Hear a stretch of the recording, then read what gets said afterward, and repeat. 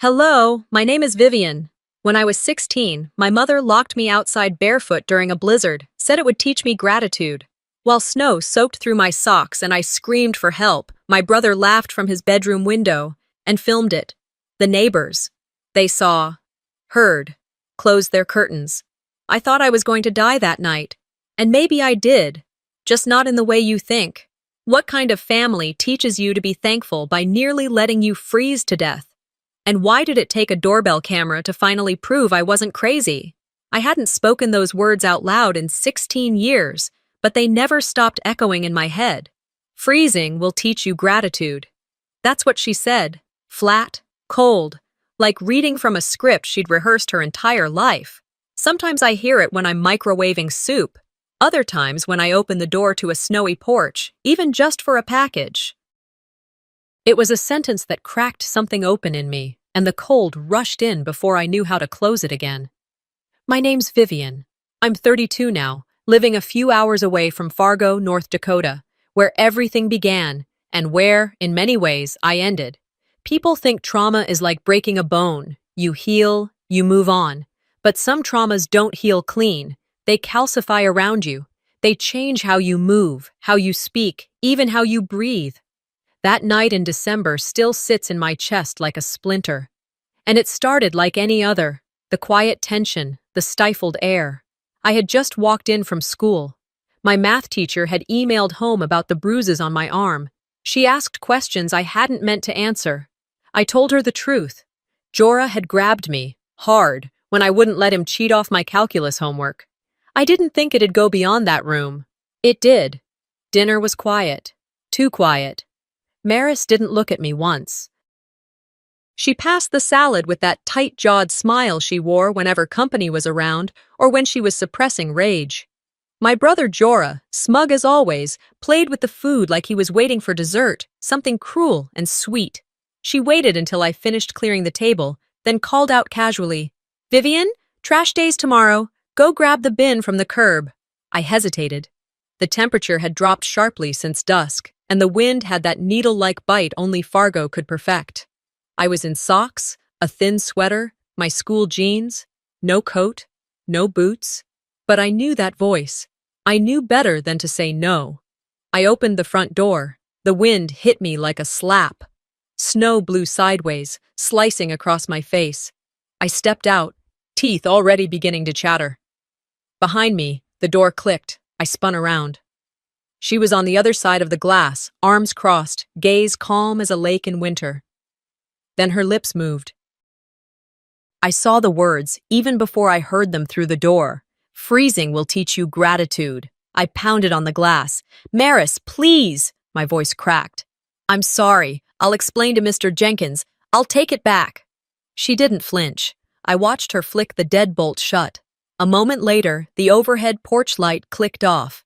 The house went dark. I stood there, barefoot in snow, my breath fogging up the night, heart thudding in my throat. I tried the handle. Locked. Back door. Maybe. I ran, slipping once on the icy walkway, catching myself on a railing. My socks were soaked. Numbness had already started to creep into my toes. The back door was locked too. The garage, maybe the keypad. I punched the code. Nothing. She'd changed it. She'd planned this. I turned back toward the neighbors' homes, the Johnsons on one side, the Pattersons on the other. Their windows glowed soft and warm. I knew they were home. I could hear the hum of the TV from the Johnsons, but when I approached and knocked, the curtains shifted slightly, and then nothing. No one came. I tried again. "Please," I shouted. "Mrs. Johnson, it's Vivian. I'm locked out." No answer. I crossed the street to the Patterson house, snow cutting into the bottoms of my feet through the soaked socks. That's when I saw the red light. Mrs. Patterson had installed a doorbell camera, one of those smart ones. She showed it off during a block party once, said it recorded everything. I stood in front of it now, trembling, the wind pressing my hair into my face. I pressed the bell. A tone sounded. Then silence. "Mrs. Patterson," I said, as loud as my frozen throat could manage. "Please, I know Maris said things, But I'm out here and I need help.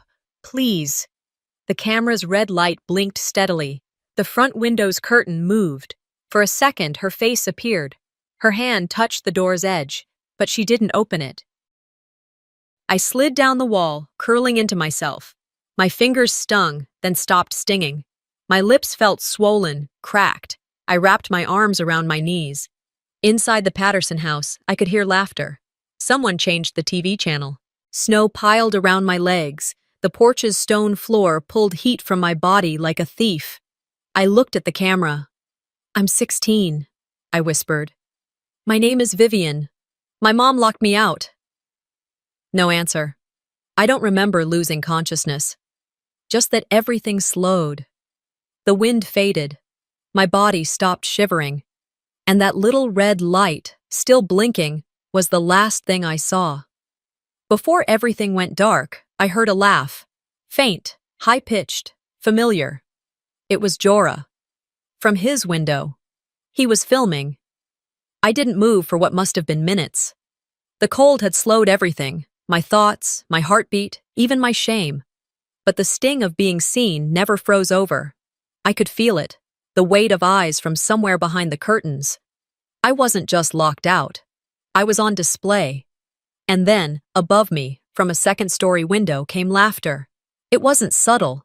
It wasn't nervous. It was deliberate. When I looked up, I saw Jorah. He was backlit by the TV glow from his room, holding his phone with that familiar smug grin. The window didn't muffle much. "Say cheese, Ice Queen," he shouted. My legs wouldn't let me stand, but I lifted a hand in a half-hearted wave, sarcasm my only defense left. He zoomed in. The next morning, I was in a hospital bed with heated blankets wrapped around my legs and IV fluids running cold through my veins. I had no memory of getting there. A nurse told me Mrs. Patterson found me when she stepped out with her dog. Hours later. I didn't ask for details. I didn't want to know how long I'd been frozen in place. What I did ask for, the moment I could move my fingers, was my phone.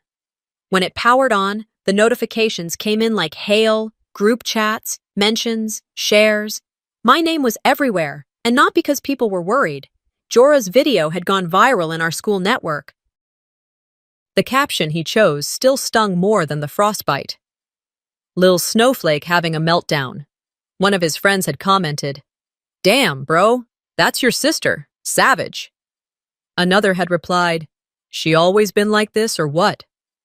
No one asked why I was outside in socks in the middle of a blizzard. No one questioned why a teenage girl would be left out there to begin with. They just laughed. The comments piled up, each one another weight on my chest. I didn't even cry. I think my body had used up all its tears in the snow. Later that day, while I stared blankly at the ceiling, my homeroom teacher's email popped up. She forwarded a message from our principal. Subject line, "Celebrating integrity." It congratulated Jorah for maintaining composure under family stress and for not retaliating in public when targeted. Apparently, my live-streamed suffering was rebranded as evidence of his emotional strength. Maris must have worked fast. The narrative had flipped completely. A few hours after that, a knock came at my hospital room door. I expected a nurse, maybe even someone from social services. Instead, it was Mrs. Keller from 2 houses down. She walked in holding a plastic container of brownies and a Hallmark card with "Thinking of You" printed on the front. "For your brother," she said cheerily. "Tell him we're so proud of how he's handled all this." She didn't even look me in the eye. That night, the hospital room felt colder than the porch ever did. Not physically, but emotionally. At least outside, the cold made sense. It followed rules. Wind blew, snow fell. It didn't lie. People? People twisted facts into whatever made them most comfortable. I scrolled through the school's anonymous message board, thread after thread discussing the drama at Jorah's place. Some thought I was on drugs. Others insisted I'd made up the abuse claim. A few debated whether I'd intentionally staged the whole thing for attention. One post said, "I heard she hit her mom. Bet she just snapped again." It was like reading a fictional version of myself, a character I didn't recognize, a girl who was manipulative, violent, unstable, Maris hadn't just locked me out of the house, she'd locked me out of my own identity, and people bought it. In that moment, I realized something chilling. My story wasn't mine anymore. It had been claimed, edited, and redistributed without my permission. I didn't sleep that night. I just watched the comment count rise. Around 2 a.m., a message popped up from a username I didn't recognize. "Hey, just so you know, I believe you. This isn't funny. It's abuse." It was the first message in hours that didn't call me names, but it was quickly drowned out. Someone replied, "Oh, please, you don't even know her. Stay in your lane." I stared at the screen, wondering what lane I was supposed to be in. The one where victims keep quiet. The one where daughters are supposed to be grateful, no matter what. A nurse came in to check my vitals. I asked if she had a phone charger. She hesitated, then handed me one from the drawer. "Don't stress yourself, honey," she said softly. "The internet moves fast. People forget." I nodded politely, but inside I knew this wouldn't be forgotten. Not by me. I plugged in the charger and waited for my phone to light up. Because I needed to keep watching. Not out of obsession, but because if I didn't control the narrative, someone else would. And so I began documenting everything they didn't want the world to see. It started with a notebook the nurse gave me, intended for journaling feelings, therapy prep maybe. But instead of feelings, I wrote names, times, specific lies. I wasn't going to beg for belief anymore. I was going to build a case. I wrote Patterson in the corner of a fresh page, circled it, underlined it. Then, I drew a tiny red dot beside her name. It represented the light on her doorbell camera, the one that never blinked, even as I did.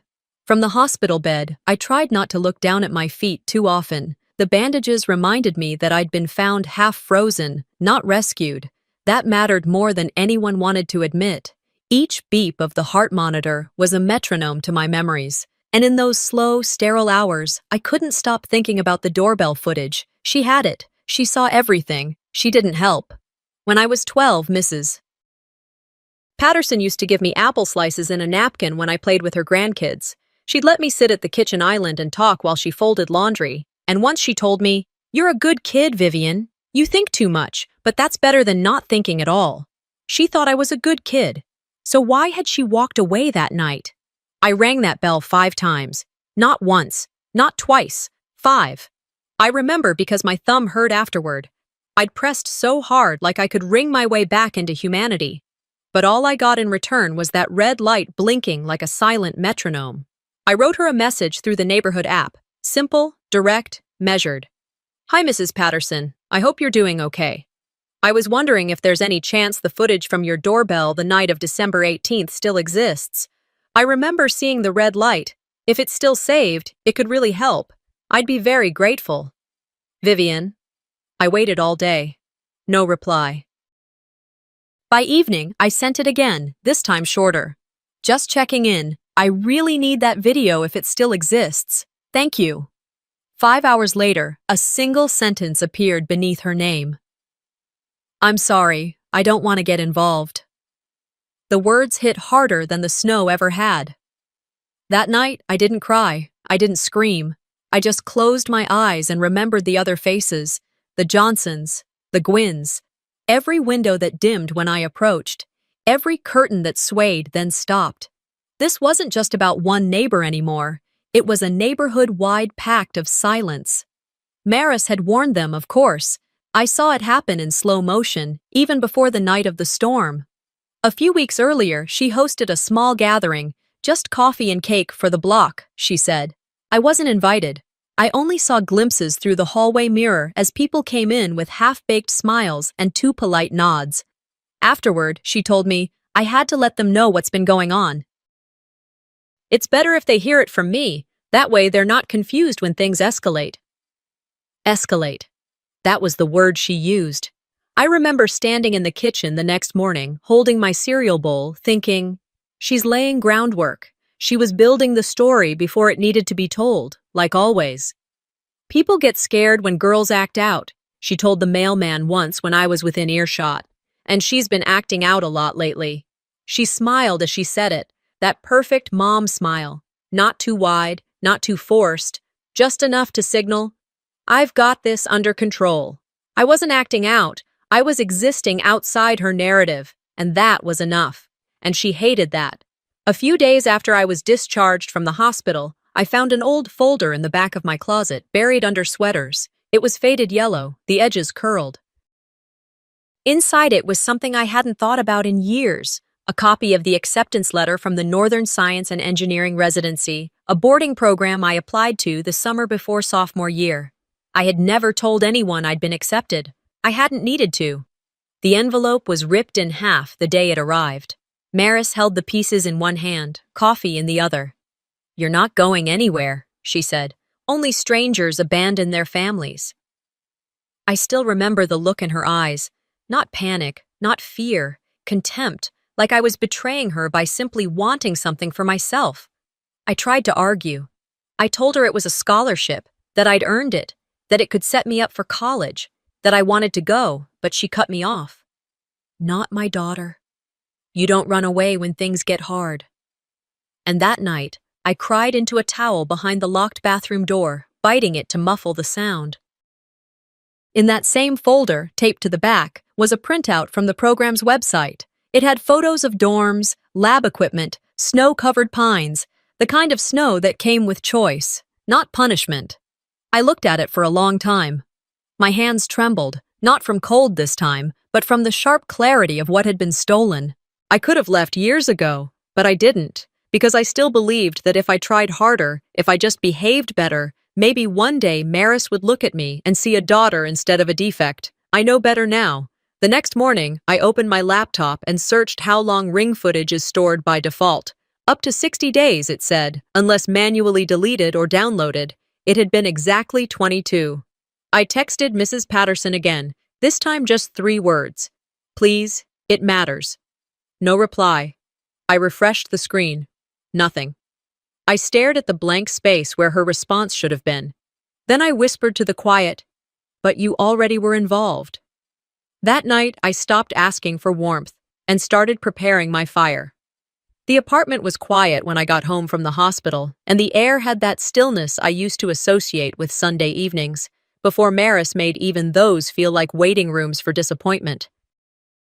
I sat cross-legged on my bedroom floor, a box of old notebooks spilled around me like loose memories. Somewhere in this pile was a tool she'd used to silence me years ago.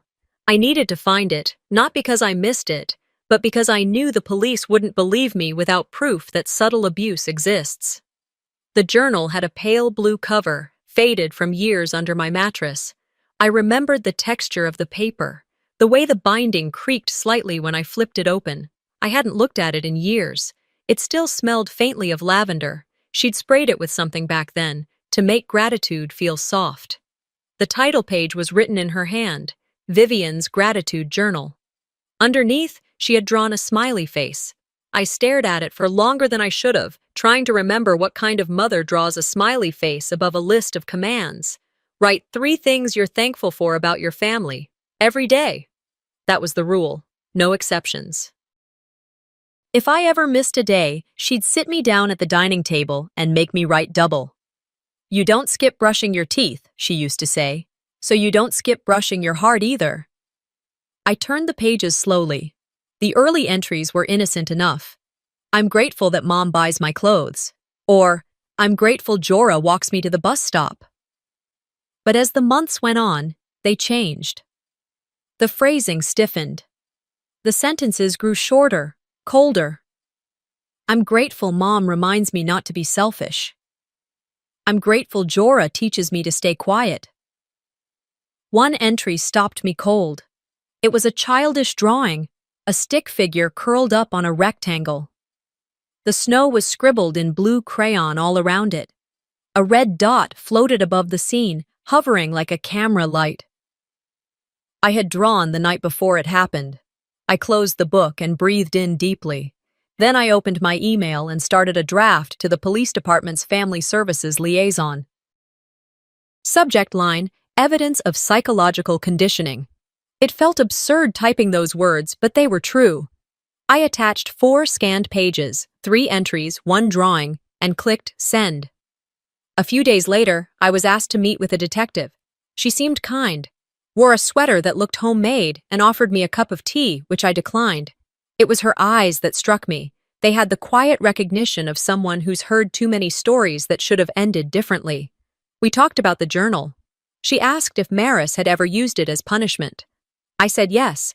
I said she used my compliance as currency. She told people I was working through behavioral challenges, I explained. She made it sound like I was just difficult. The journal was part of that. Proof to others that she was trying. The detective nodded. She didn't say much, just wrote notes and circled a few phrases I'd used. Psychological programming, she said softly. That's hard to prove. But it helps.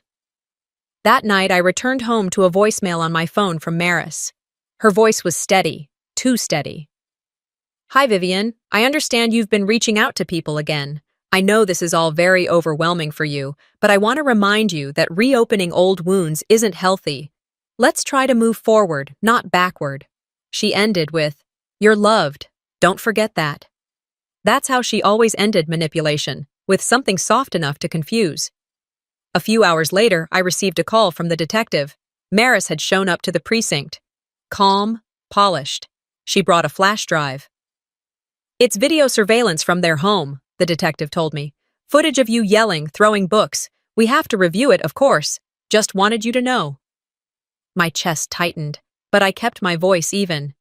"I know that video. I remember the day. It was from a year ago, when my dog died." "She didn't mention that," the detective said carefully. "In fact, she claimed it was recent, claimed it was part of a pattern. I didn't scream, I didn't cry, I just thanked her and hung up. Later that night, I went online, and there she was, again. A new article titled "When Moms Break Down Too" had just been posted to our local news website. There was a photo of Maris outside the precinct, smiling gently, hand on her chest as if in prayer. The headline praised her composure, called her brave. Even in the midst of family turmoil, Maris Viv remains calm, collected, and deeply maternal. Her quiet strength inspires others navigating the complexities of raising teenagers in today's challenging world. The comments section was a battlefield. "She's handling this so well. That daughter of hers seems like trouble. Teens are so dramatic these days, always playing the victim. Can't imagine what it's like raising someone that unstable." One comment simply said, "I'd leave her outside too." I slammed my laptop shut. For the next few days, I tried to ignore it. I focused on rest, on keeping quiet, on surviving, but it kept spreading. Each day, her image circulated further, polished, perfect, painful.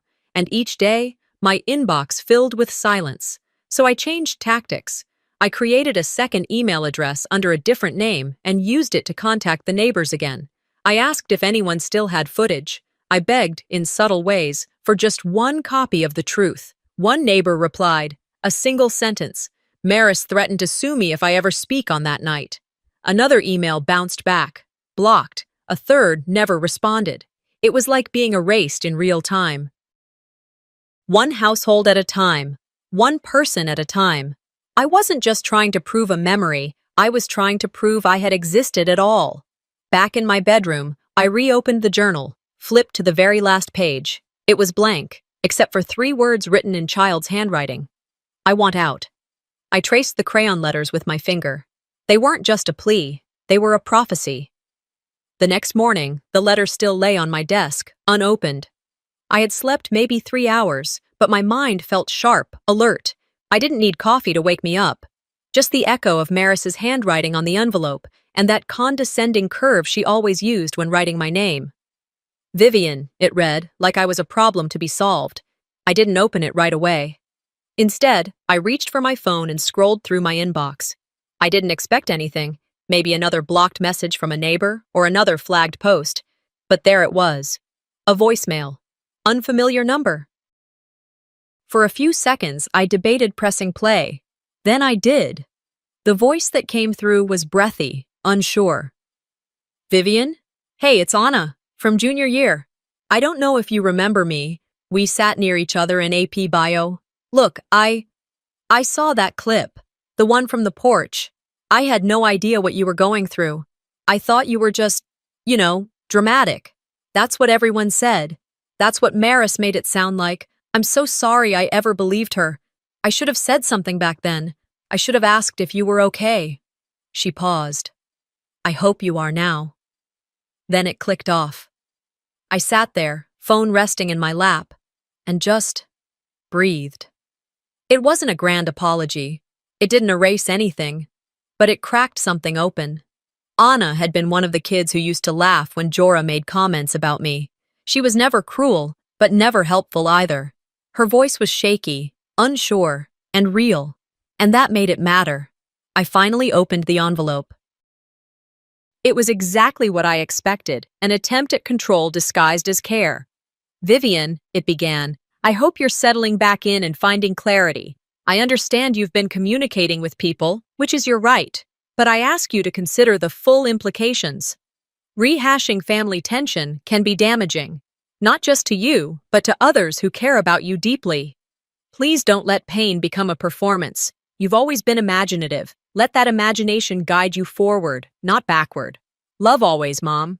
My fingers clenched the paper so tight it tore in the middle. Imaginative, as if I had made it all up, as if trauma was something I conjured for applause. The next time I opened my laptop, I had a purpose. I didn't go to Reddit or Facebook or the comment sections of local news sites. I went to my photo library. I scrolled back to the image I had taken. Shaky, blurry, but unmistakable. It was me, curled on the Pattersons' porch. My silhouette barely visible in the dark, the porch light above casting a faint glow on the snow. You couldn't see my face. You could barely see my body, but it looked like someone had dropped a coat over a scarecrow and walked away. I uploaded it to Instagram. No caption, just the image. For a while, nothing happened. A few likes, a comment asking if it was art, another saying, dark but beautiful. Then someone shared it to Twitter. Then it caught on. By midnight, it had thousands of views. Comments began pouring in. Whose story is this? Is this a real person? Where was this taken? I didn't reply. The image spoke louder than anything I could say. Still, I wasn't done. That post was the match. Now I needed the fire. I opened my notes app and started writing. This time, not to the police, not to the neighbors, to the world. My name is Vivian. I am not unstable. I am not dramatic. I was 16 years old when my mother locked me outside during a snowstorm. I had no shoes. I had no coat. I had no way in. My brother filmed me from the window. My neighbors watched from behind their curtains. I bled through my socks. I collapsed. I woke up in a hospital bed with 3 missing toenails and a social worker who didn't believe me. I was told I was working through a difficult phase. I have the scars to prove I wasn't. I was punished for telling the truth, and now I'm telling it again. I hit post. I went to sleep. The next morning, it had already been taken down. A takedown notice was in my inbox, legal language, cold and distant, from a firm in Maris's city, claiming defamation, claiming privacy violation, claiming damage to reputation. I stared at the email for a long time, then laughed, not because it was funny, but because it was so predictable. She wasn't just trying to discredit me now.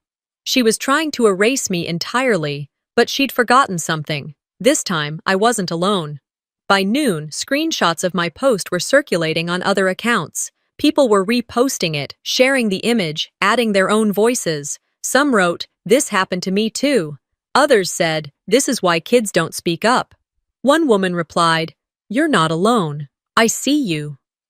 I watched the ripple grow into a wave, and that was when I knew I had struck a nerve. Not just in my town, not just in my story, but in people. And Maris, perfect, polished, always in control Maris, was losing grip. I printed the takedown notice, folded it neatly, and slid it into the mirror frame in my room. Then I looked at myself. "You taught me gratitude, Mother," I whispered. "And now I'm returning the lesson." By the time the sun came up, I had already scheduled 3 posts and emailed 2 journalists. My voice didn't come from my mouth that morning. It came from every typed word, every screenshot, every name I refused to blur out. I wasn't whispering anymore. I was done asking for permission. A nurse stopped by my apartment around 8 a.m. for a follow-up wound check. I was sitting at the kitchen counter with a bandage peeled halfway off when she glanced down at my chart and paused. You know, she said gently, like she was walking barefoot over glass. Your file. It lists previous damage, frostbite. Smaller, healed, not recent. I looked at her, then at the scars along my toes, still pink and sensitive. I hadn't even remembered the first time, but my body did. She continued, It's noted from an ER visit when you were 12, mild hypothermia and early-stage frostbite. I flagged it for the caseworker. Thank you, I said. The words came out dry. That wasn't a thank you born from relief. It was acknowledgement of facts, of patterns, of proof. 3 hours later, I got a knock at my door. This time, it wasn't another package dropped off or a well-meaning neighbor trying to offer soup. It was a woman from Family Protective Services. Her badge looked newer than her coat. She had the kind of tired eyes that came from years of reading too many horror stories disguised as parenting. She sat across from me, pen ready. We're reviewing patterns of concern in the household, particularly involving prior unreported incidents. Unreported. That word sat like lead in the middle of the room. I handed her the chart the nurse left me. My old ER intake form. A photo of my feet from the last hospital visit. This is what happens, I said slowly, when nobody asks questions. She didn't say much, just nodded, and took the folder like she'd been waiting for it. She left quietly. It was only later that afternoon, while I was microwaving soup and staring at the corner of the floor where my dog's bowl used to sit, that my phone vibrated with a number I hadn't seen in more than a decade. Dad. Thane. The caller ID might as well have punched me in the chest. I didn't answer at first. I let it ring through, the way you do when you're not sure if answering makes you brave or stupid. Then it rang again, and again. The fourth time, I picked up. Viv, he said. I saw the photo, the one of the porch. He exhaled like he'd been holding something in for a lifetime. I didn't know. I knew. But I didn't know it had gotten that far. His voice was older than I remembered, more fragile. Or maybe I was just older now, finally hearing it without the filter of fear or longing. You left, I said. I know. There was a pause. I want to explain, he continued, if you're willing to hear it, just once. I agreed to meet him the next day at a diner halfway between our towns. I didn't tell anyone, not the nurse, not the caseworker, not even Anna, who had texted again the night before to say, I'm still with you. The diner was one of those off-highway places that always smelled like coffee and slightly burned bacon.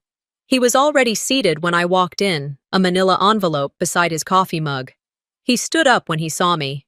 You look just like her, he said. I hope not, I replied, sliding into the booth.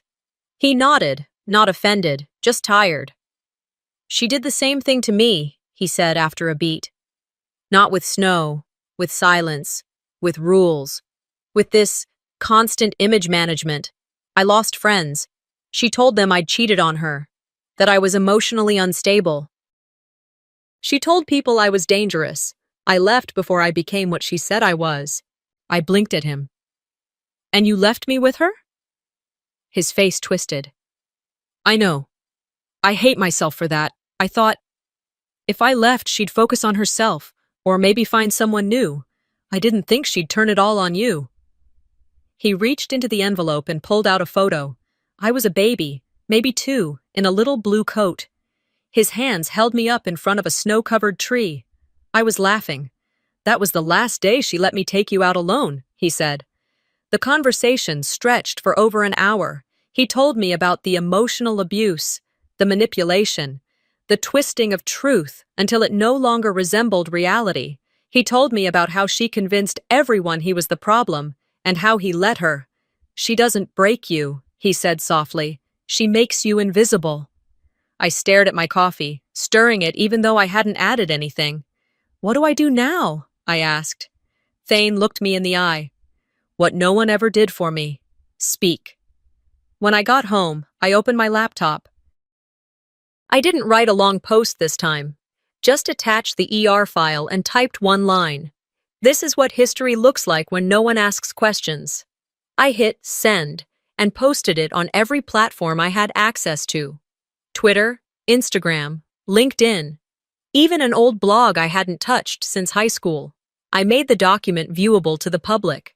No more hidden wounds, no more secrets. Within an hour, a child welfare organization had retweeted it. Within 2, a social workers union responded with, "We stand with survivors, we hear you." The narrative had shifted. I didn't celebrate. I didn't cry. I just sat still, staring at the post. And in a quiet corner of another town, I knew Maris was reading it too. The car idled outside the cafe for 5 minutes before I convinced myself to go in. My hands wouldn't stop twitching on the steering wheel, palms slightly damp, like my body was trying to prepare me for either a courtroom or a funeral. In truth, it felt like both. I checked my phone again. No new messages. The email from the night before simply read, "Tomorrow, 10 a.m., Dalton's Cafe. Ask for me." I had no idea if this was a trap, a hoax, or something worse, but I'd followed my gut this far, and it hadn't steered me wrong yet. Inside, Dalton's was the kind of place you only found in small towns that used to be busier: vinyl booths, glass syrup bottles, a bell that jingled when you opened the door. I spotted her before she saw me. Mrs. Patterson. Hair neatly pinned up, scarf tucked into her collar, fingers wrapped tightly around a plain ceramic mug. She looked smaller than I remembered, smaller and older. I approached slowly. When our eyes met, she didn't flinch, just gestured to the seat across from her. "I wasn't sure you'd come," she said. "I wasn't sure I should," I answered honestly. Her voice trembled, even as she tried to steady it. "I've watched it every night since that day. The footage. I couldn't sleep after it happened. I thought about calling, about stepping in, but She broke off, swallowing hard. "I was scared of her, of Maris." "I know," I said. "She's good at making people afraid of doing the right thing." She reached into her purse and slid a small USB drive across the table. I saved it before she started calling people, before the story changed. I stared at the tiny piece of plastic between us like it was a loaded gun. "I didn't help you that night," she said. "But maybe this will help someone else." I nodded, barely trusting myself to speak. Later that afternoon, in the quiet of my apartment, I sat at my laptop with trembling hands. The drive clicked into place, and the screen lit up. The timestamp read, December 18th, 8:42 p.m. The footage was crisp, better than I expected. Full color, clear audio, my voice, my body, my shaking limbs. It was all there. The snow collecting on my shoulders. The way I rang the doorbell, again and again. The tears that froze as they fell. But what broke me most wasn't my own suffering. It was the background. Maris's voice, faint but distinct through the screen door. "She needs to learn. Let her stay out. Don't open the door." And Jorah, laughing like it was a joke, filming me from the window, then ducking down when I noticed him. 35 minutes. That's how long I laid there. 35 minutes of silence. No one came. I clipped the segment, added subtitles, and uploaded it without commentary. No hashtags, no caption. Just the truth. It didn't take long. By midnight, the video had already been reposted hundreds of times. By morning, it was everywhere. Then the crayon drawing surfaced. I don't know how it started. Someone said it was a teacher who first posted it. Someone else said it was the child's mom. Either way, the image appeared online. A stick figure girl curled up in a pile of blue scribbles, a square building with a red blinking dot, and a caption that read, "She said this is what happened to the girl next door." That drawing moved people more than the video ever could, because it wasn't trauma filtered through screens. It was innocence recognizing injustice. The internet didn't just react, it erupted. I am Vivian started trending within hours. Then, #freezing is not parenting. Journalists began calling. Activists reposted it. Child advocacy groups added it to campaign banners. The video was played on local news that evening. Then CNN. The story was no longer mine. It belonged to the country now. People wrote emails. They donated to youth shelters. Survivors of childhood abuse began sharing their own stories. And Maris? She went silent. Reporters showed up at her office, at her house. The same front porch where I had collapsed was now swarmed with cameras. Jorah's school suspended him, not for the video itself, but for online misconduct and failure to report abuse. Whatever they called it, it was a start. I didn't relish their downfall. I wasn't interested in revenge. I was interested in accountability. The next day, I stood in front of the house where I nearly froze to death. This time, I wasn't alone. There were cameras, yes, but more than that. There were people, supporters, neighbors who had once shut their blinds but now stood holding signs. We failed you. We believe you. Never again. I didn't knock. I didn't need to be let in. I stepped forward, lifted one hand, and then lowered it slowly, not in surrender, but in closure. That house would no longer define me. It would not be the place where my story ended, but where it began. The courthouse smelled like lemon disinfectant and cheap coffee, the kind that lives too long on a hot plate and always tastes faintly burned. Reporters clustered near the front entrance, their badges swinging on lanyards, microphones clutched like weapons. I didn't walk past them. I walked through them, shoulders straight, jaw set. The press didn't matter, not today. I wasn't here to explain myself. I was here to finish the sentence Maris started when she told me that freezing would teach me gratitude. Inside, the courtroom buzzed with whispered conversations. I recognized some faces, neighbors, old classmates, even a few people who had once smiled at Maris like she was the patron saint of suburban order. Now, they watched her like she was a headline. Maris sat at the defendant's table, perfectly composed. Her blouse was ivory, her hair pinned back, her expression unreadable, but calculated. She didn't look at me, not once. Jorah wasn't in the room. He wasn't allowed.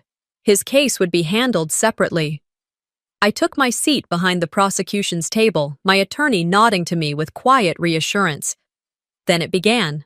Opening statements were short, precise. The state attorney spoke first, laying out the basics: child endangerment, emotional abuse, failure to protect. Then her defense attorney, some man with polished shoes and eyes that didn't blink often, claimed this was a misunderstanding rooted in a troubled family dynamic. That was the phrase they loved to use, troubled, as if trauma was just poor communication over dinner. Then came the moment. The prosecution requested to enter new digital evidence into the record, the ring footage from Mrs. Patterson's camera. The judge approved. The lights dimmed slightly as the monitor came to life.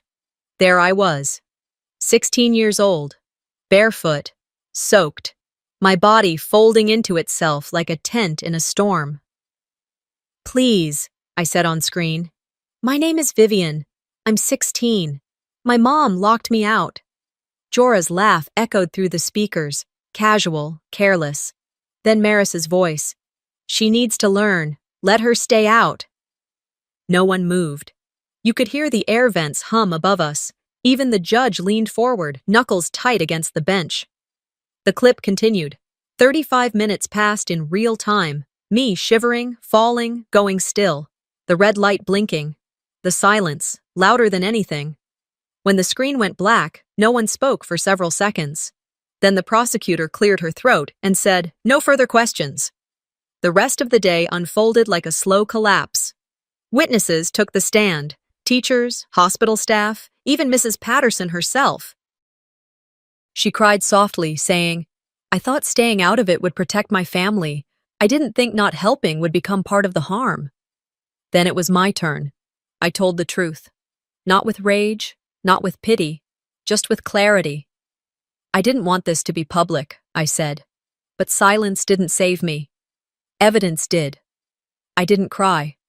My voice didn't break. Because the worst of it wasn't happening anymore.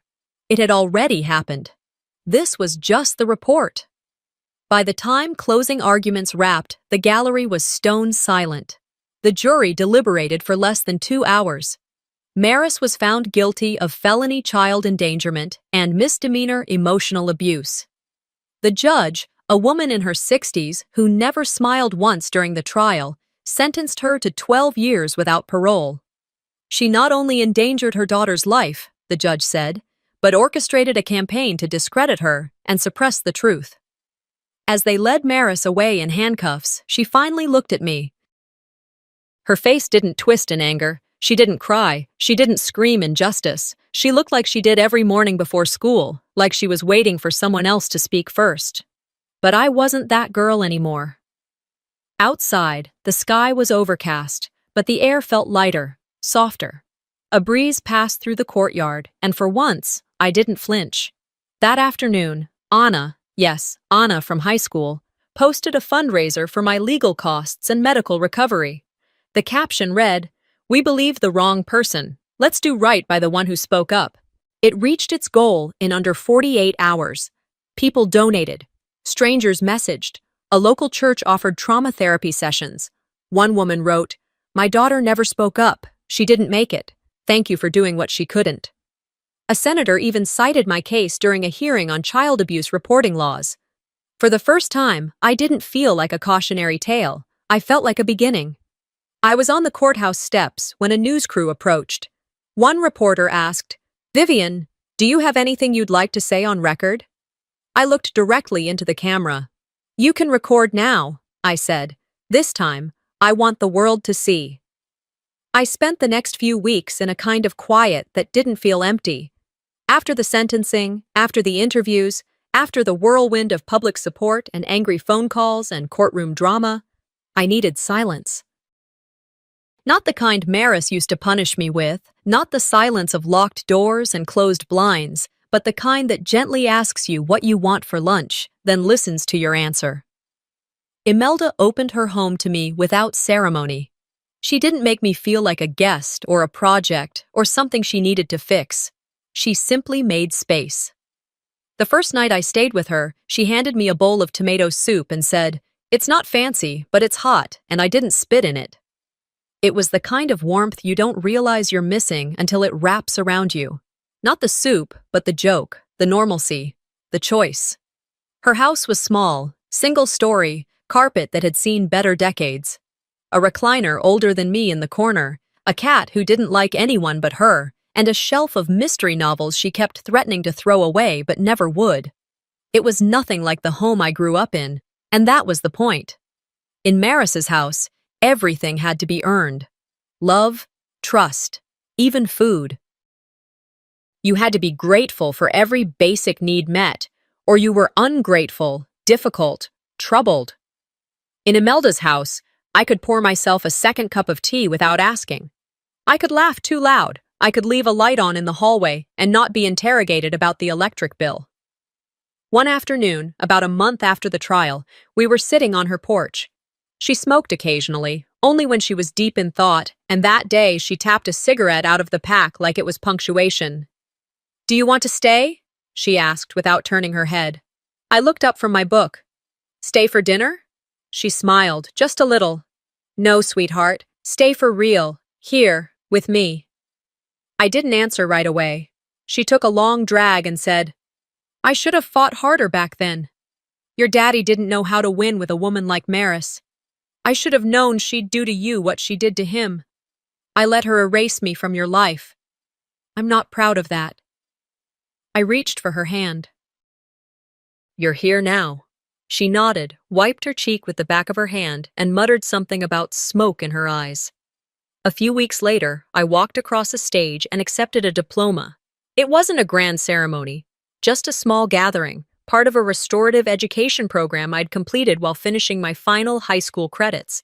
I didn't wear a cap and gown, no balloons, but there was a microphone, and a crowd, and a request for a few words. I almost said no. Then I remembered the girl on the porch, the girl who whispered her name into a blinking red camera. She didn't ask for applause, she just asked to be heard. So I stood up. "My name is Vivian," I began. And I used to think gratitude was something I owed to people who gave me the bare minimum. Food, shelter, a home. I was taught to say thank you even when I was hurting, to smile when I was scared, to be quiet when I was freezing. A few people in the front row leaned forward. One woman wiped her eyes. But I've learned something in the years since. Gratitude isn't obedience, it isn't silence, and it sure as hell isn't survival. Gratitude is what you feel when someone sees you, not when they punish you and tell you it's for your own good. I paused. I forgive her, but I don't forget, and that's how I stay whole. I stepped down to a standing ovation. Across town, in a cell with peeling paint and flickering lights, Maris watched the recording of that speech from a small screen on the wall. She didn't blink as I spoke. She didn't look away. When the clip ended, she pressed the rewind button, watched it again and again. Not a single visitor had come since her sentencing, not a letter, not a call. She was a name no one spoke anymore, and she knew it. But I didn't think about her after that, not much. She no longer lived in my head or my ribs or my lungs. She was just gone. Instead, I walked forward. One spring morning, I took a different route home from the grocery store and passed by the house I once begged to be let back into. The porch had been repainted, the railing fixed, a fresh wreath on the door. A child's toy car sat near the steps. A little girl looked out through the window. She was maybe 5 or 6, brown curls, big eyes. She waved.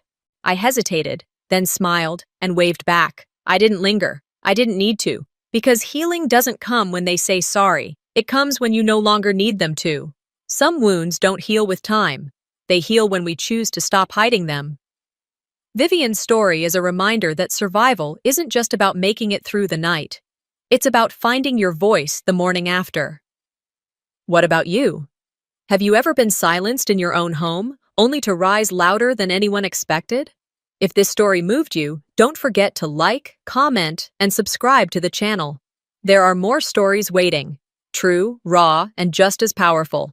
Hi, I'm Vesna. My sister's engagement party cost over $300,000 at my resort, and when she saw me standing there, she told security, "Kick that beggar out." But that wasn't the worst part. The worst part was, they booked it without asking, used my name to fund it, and never even listed me on the guest list. I gave them the floor, brick by brick, and they still called me the problem. So I have to ask, what happens when the one who pays for everything finally stops paying? I noticed it while reviewing the weekly resort schedule over my second cup of coffee. A high-profile event had been quietly slotted onto the Somerset Haven calendar, Ren Sloan Engagement Celebration. The name punched the air out of my lungs. Dahlia's engagement? Here? I hadn't approved the booking. I hadn't even been told about the engagement, let alone that it would be hosted at my resort. I leaned back in my chair, staring at the screen, waiting for the line item to disappear like some kind of clerical hallucination. It didn't. I refreshed the tab, still there. I dialed Ina, my operations lead, without even blinking. "Did you know about this Ren Sloan engagement booking?" There was a short pause. Then her voice came through, calm and matter-of-fact like always. "It was submitted through an outside planner. Booking was confirmed by Marcine Wren." Marcine, my mother. I felt my jaw tighten. And nobody thought to check that with ownership before slapping a 6-figure celebration on our calendar? She wrote in the notes, "Our family has long-standing ties to the property." I exhaled slowly, pressing my fingers to my temples. Sure, as long-standing as pretending the owner's not your daughter. After the call, I sat for a long time. The fog outside the window hadn't lifted, casting soft shadows across the resort's pristine lawns.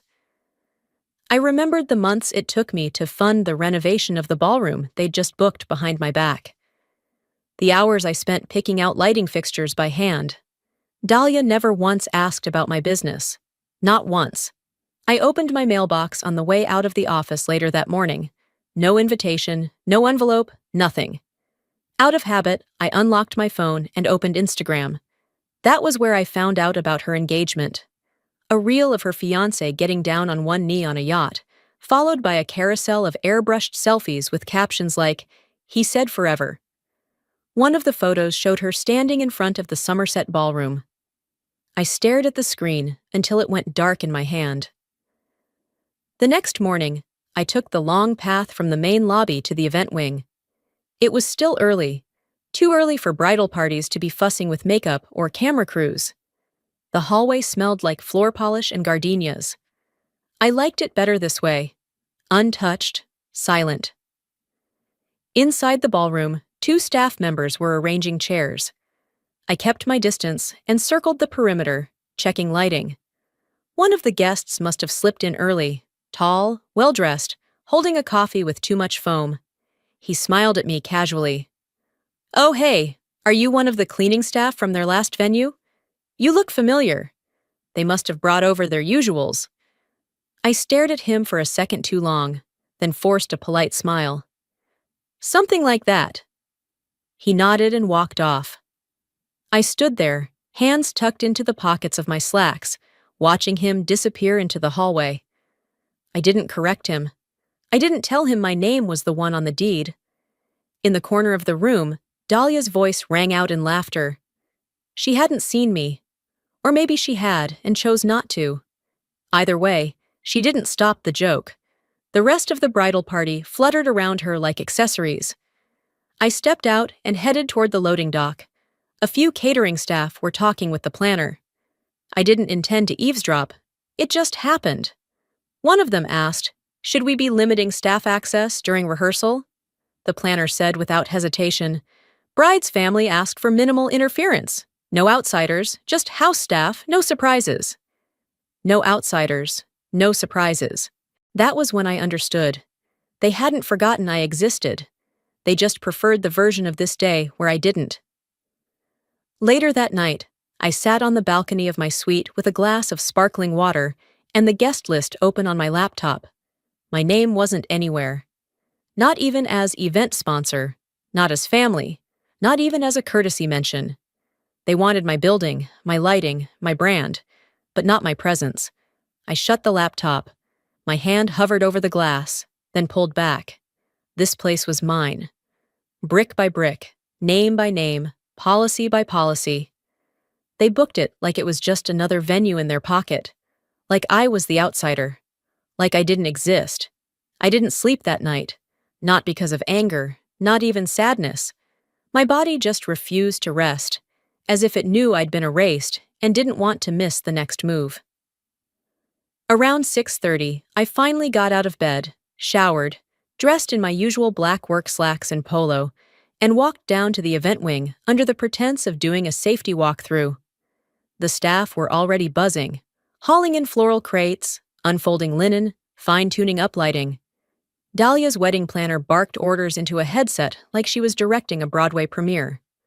I stayed to the edges, checking sconce outlets and escape routes, things no one noticed until they failed. Then I saw it. Behind the check-in table, partially covered by a clipboard, the printed guest list. Color-coded, indexed, alphabetized. I scanned it. My name wasn't there. Not under family, not under vendors, not under acknowledgments.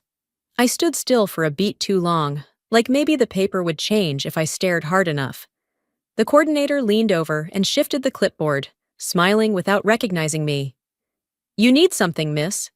"Just passing through," I said, and turned back toward the ballroom entrance.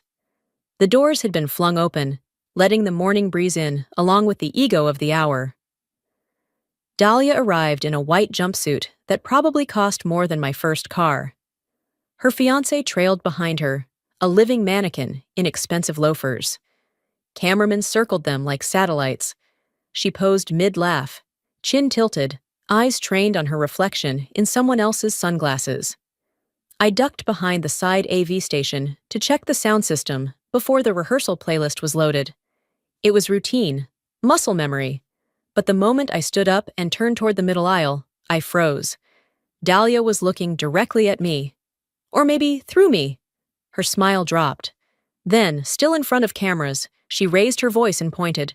"Who let that woman in? She's messing up the frame." A few heads turned. She added, louder now, to one of the security guys who was halfway through adjusting a spotlight. "Get her out of here. Seriously, kick that beggar out before she ruins the aesthetic." No one laughed. The silence hit before the words did. I didn't flinch. I didn't say anything. I just looked over at the young man she'd barked at. Ryan, barely 22, first season at the resort. He stared at me like his brain was trying to catch up with his ears. I gave him a short nod. It's all right. He didn't move, but I did. I walked out slowly, every step measured, every eye like a pinprick on my back. No one stopped me. No one said a word, not even her. Through the side hallway, I slipped into the kitchen exit, tablet still clutched against my side. The service corridor opened up into the back garden. Someone was testing the bistro lights. They flickered overhead as I stood under them, breathing hard but soundless. They don't even know whose lights these are, I said out loud. Not to anyone, not even to myself, just to whatever was left of the truth hanging in the air. A few feet away, a staffer finished connecting the outdoor speakers. She glanced at me, then back at her task. No one recognized me here. Not as the owner, not even as the one footing the bill. Just another background figure in black. I stayed there a few more minutes, long enough to hear laughter echoing back through the walls. Laughter that made no space for me. Laughter that felt like it came from a world I'd never belonged to, even when I was paying for the door. By the time I returned to my office, my hands had steadied. The tremor was gone. So was the silence in my chest. I'd felt invisible plenty of times. This was different. This was erasure. I pulled up the guest list again on the screen. Still not there. Still not a single acknowledgement that I existed. They were building a legacy on land I purchased, under chandeliers I selected, with walls I had reinforced with soundproofing so the music wouldn't echo too harshly into the atrium. But me, I was the mistake in the frame. Let them keep planning. The floor they're dancing on. It already has my name on it. I stayed up long after the ballroom lights were turned off, sitting in the dark of my suite with my laptop still open, the same guest list glowing back at me. Everyone was there. Cousins I hadn't spoken to in years, acquaintances from Dahlia's college sorority, even an old Pilates instructor our mother had seen 3 times. Everyone but me. There was no owner. No, hosted by Vesna Calder. No, thank you for making this possible. Not even a typo of my name. Just nothing. I closed the screen slowly and set it aside. The wine on the table remained untouched. It had gone flat hours ago, but I hadn't had the appetite for anything. I pulled my phone from the charger and stared at the notifications. Missed calls from earlier in the week, mostly from Mom. No voicemail transcripts popped up. I hadn't opened any of them in months. One by one, I began deleting them. Not because I was angry, but because I realized I already knew what she'd say. The same cadence, the same phrasing. Hey, sweetheart, haven't heard from you in a while. We know you're busy. We just assumed you'd say yes. You always do. My thumb moved rhythmically, message after message disappearing, until the inbox looked like it had never existed.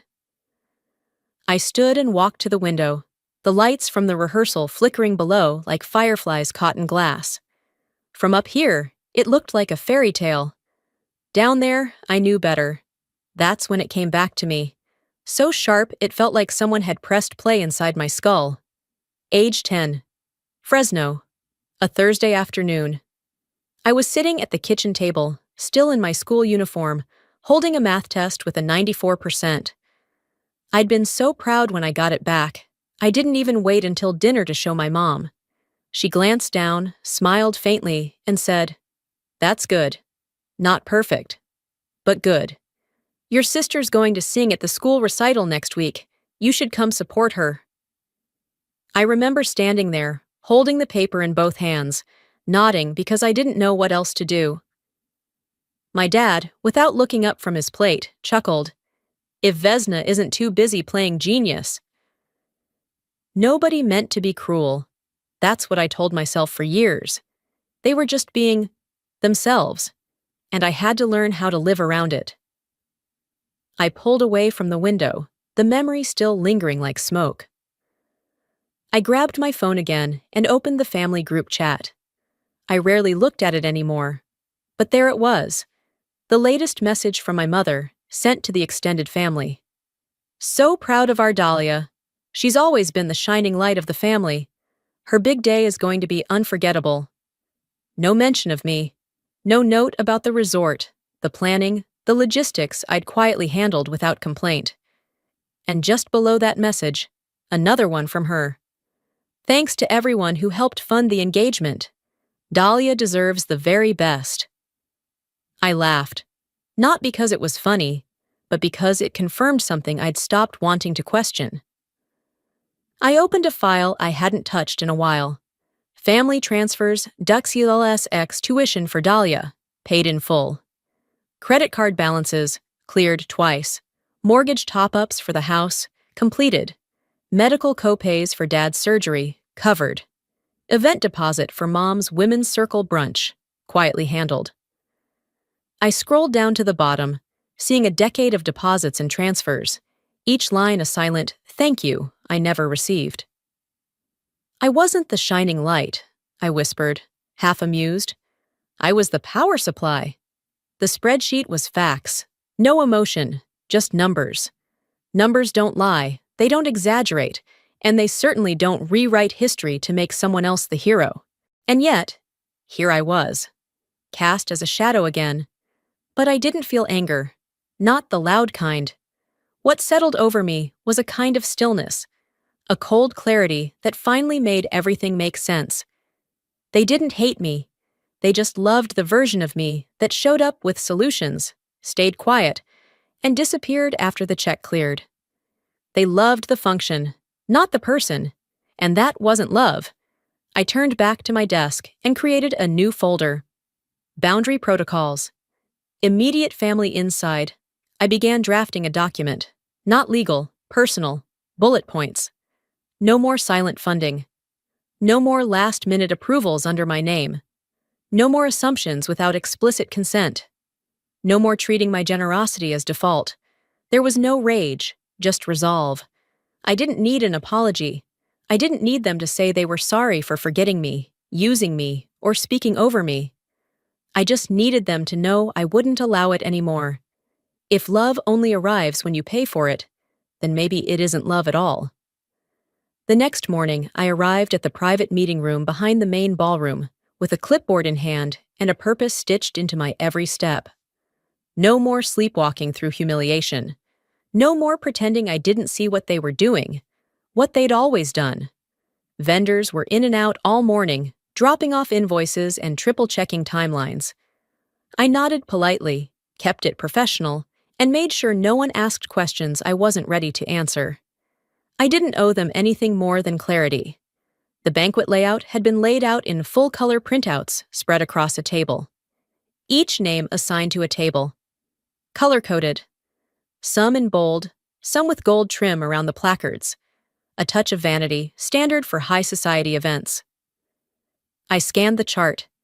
2 tables for the Sloanes, Thatcher's parents, plus a family friend and his business associate. 1 full row for the Wren relatives. A tucked-away sweetheart table for Dahlia and Thatcher, framed by drapery and orchids. Nowhere, on any page, was I listed. Not even at a backup table with the vendors. Not marked as host. Not even a formality like V. Calder, guest of venue. Nothing. I didn't even exist on the seating plan. I stood there, holding the edge of the table just enough to keep my hands still. If anyone had walked in at that moment, they would have thought I was checking for typos, not realizing I was confirming my own deletion. I left the layout room quietly and headed down the hallway toward the bridal lounge, where I was supposed to check the lighting timers and emergency access routes. The hallway was empty, save for muted laughter from behind the wall. As I waited for the building supervisor to arrive, I leaned against the cool plaster and tilted my head just enough to hear. I didn't mean to eavesdrop, I truly didn't. But once I heard my name, I stayed still. She just doesn't fit the vibe, Dahlia was saying. Her voice had the same sing-song condescension it always carried when she talked about someone beneath her, usually while smiling to their face. Marcine chimed in next, laughing too hard for a woman who prided herself on elegance. I mean, let her stay behind the scenes. As long as she wires the payments on time, I don't care where she sits or doesn't sit. The planner's voice followed. Neutral, professional. Understood. I'll make sure all adjustments go through me directly. And keep her out of the couple's shots, Dahlia added. No one needs to wonder why the help is so overdressed. They all laughed. I didn't move. I didn't cry. I just stood there, memorizing every word they had no idea would echo in my mind long after this party was over. By early afternoon, I was back in my suite. I sat down at my desk, removed my shoes, and checked my phone. Notifications buzzed from the family group chat. My uncle had written, "Is Vesna seriously causing issues again? All she ever does is transfer money and make things complicated." An aunt replied, "If she actually cared about family, she'd stop keeping score and just give like the rest of us." Another cousin added a meme, a cartoon woman with a calculator, a messy bun, and steam coming from her ears. Caption, "When the family accountant wants credit for being the bank." I turned the screen over, face down. The rage wasn't loud anymore.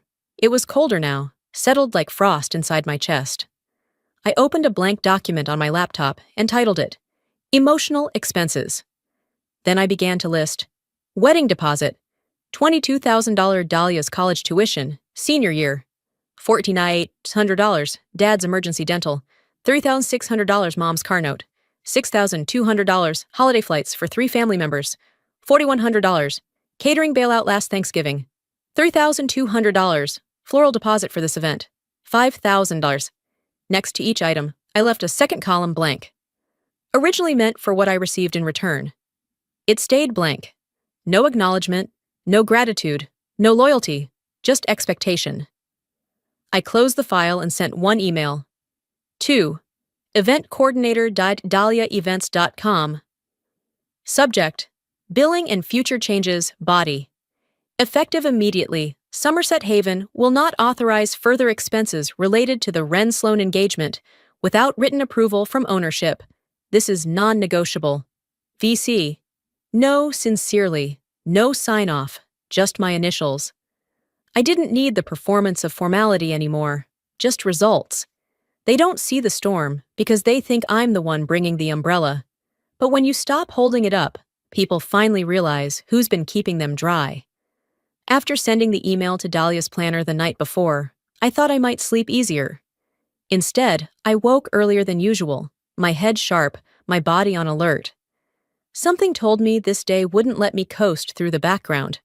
It was just past 7 when Ina knocked on my office door with a rigid brown envelope marked confidential in thick block letters.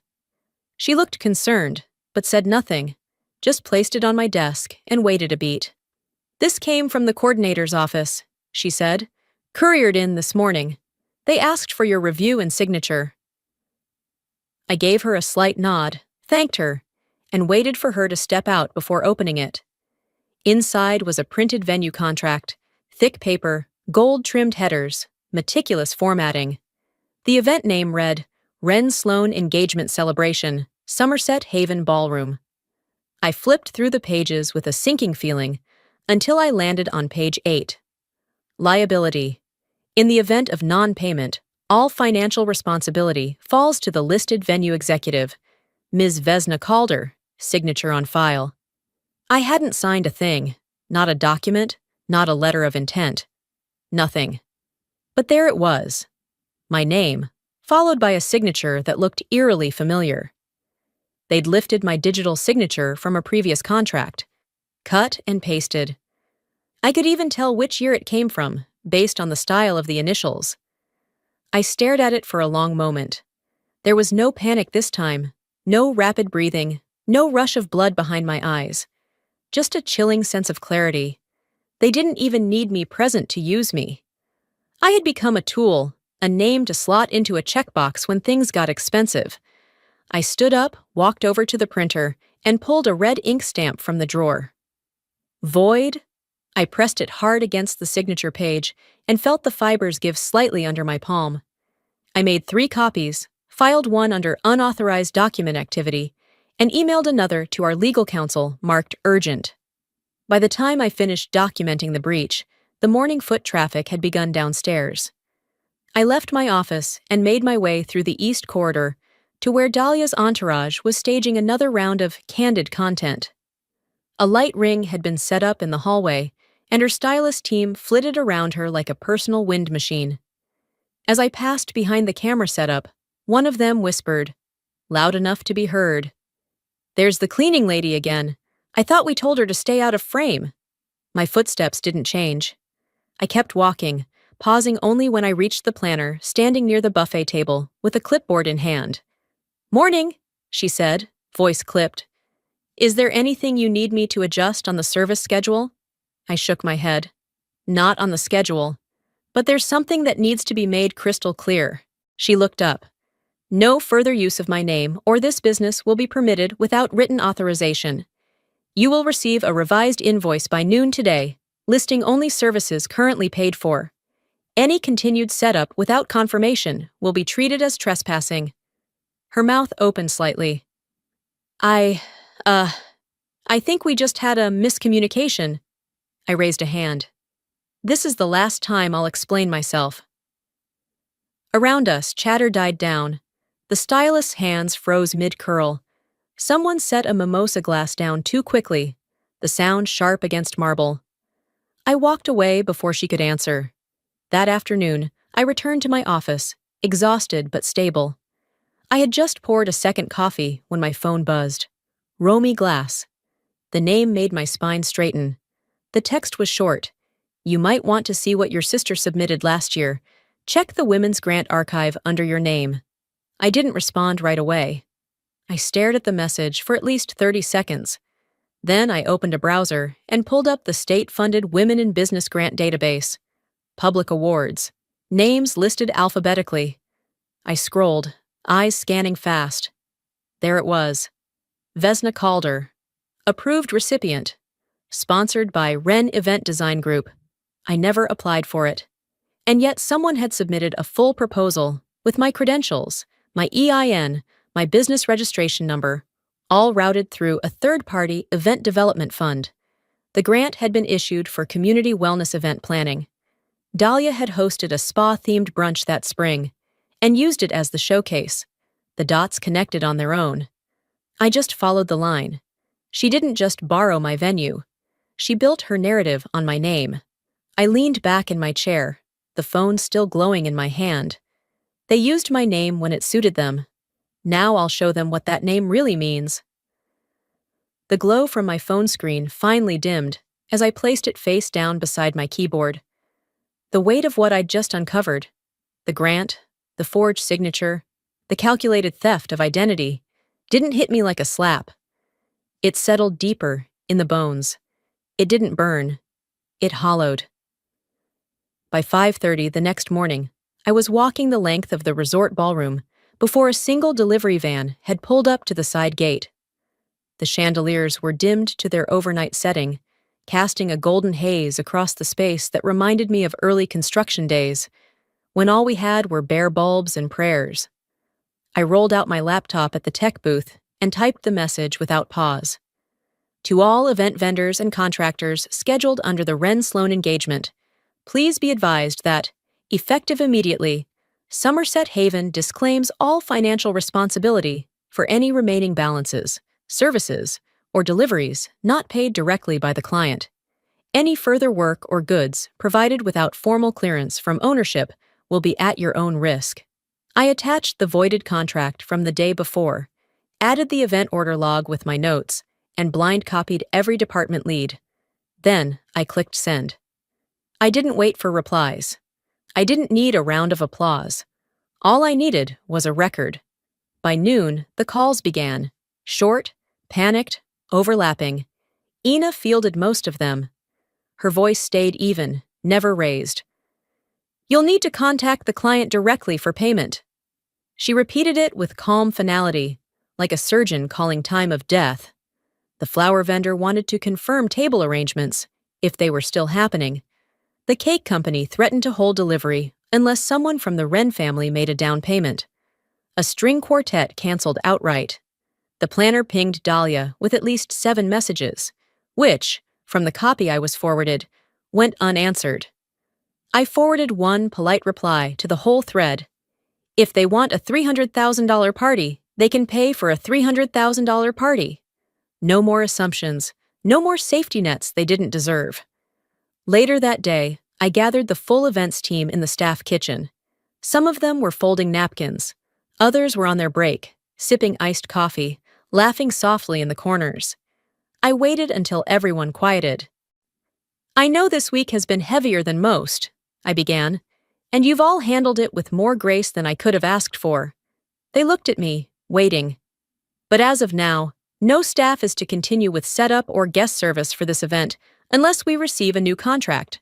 Paid in full, upfront. This is no longer a house favor, this is business. No one questioned it. Ina stood beside me, arms crossed, nodding slightly. We weren't just drawing a line, we were building a wall. By late afternoon, I needed a moment to reset, so I scrolled through Instagram while sipping lukewarm tea. My thumb stopped on a story post, one of Marcine's, a picture of a delicate gold bracelet. The caption read, "So touched by Dahlia's gift, she always remembers the details." I blinked once. That bracelet? I had that one shipped. I had hand-selected it 2 months ago, added the note myself. It wasn't extravagant, just something I knew Marcine liked, a style she hadn't bought for herself in years. But she'd assumed Dahlia gave it. Of course she did. Why wouldn't she? Dahlia was the thoughtful one, the favorite, the one who showed up with flair while I stayed quiet in the background, covering costs. I didn't react. I didn't comment. I didn't correct her. I just hit mute story. Let them keep believing whatever helps them sleep. I wasn't here to rewrite their fantasy. I stood, poured the cold tea into the sink, and brewed a fresh cup. As it steeped, I opened a new draft email. 2. Planera Dahlia Wren Events Subject. Final Access Notice Body. As of 6 p.m. today, access to Somerset Haven's main ballroom will be restricted unless written confirmation of full payment is received. This is non-negotiable. VC. It was time for consequences, not conversations. That evening, I walked back through the main corridor. Dahlia's crew was rehearsing a champagne pour video for her soft arrival. Staff stood awkwardly, waiting to see if I'd allow it. I didn't stop them, not yet. But I didn't smile either. I passed silently, pausing only to glance at the entry arch now lit up in soft white. They thought they were about to walk through their moment. What they didn't know was that the moment no longer belonged to them. You wanted me invisible. I'll give you something unforgettable instead.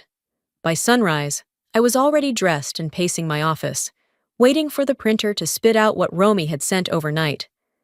I'd barely slept, no surprise, but my thoughts were crystal clear. The silence had gone stale. It was time to bring receipts. The document was only 6 pages, but it was enough. At the top, California Women in Business Grant Application, awarded 2022.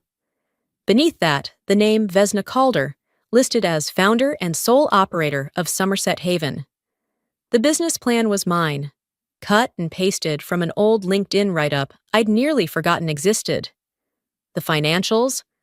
Pulled from public data I'd used for a speaking panel years ago. Even the mission statement was identical. And the contact email? Belonged to Dahlia. I didn't scream. I didn't throw anything. I just slid the printout into a folder, tucked it under my arm, and walked to the ballroom. The room was already buzzing when I arrived. Vendors were hauling in crates of stemware, flower arrangements, silk runners. Champagne buckets lined the tables, and Dahlia stood in the center of it all like a director on her opening night, micromanaging the placement of a floral arch. I waited until the planner looked up and spotted me.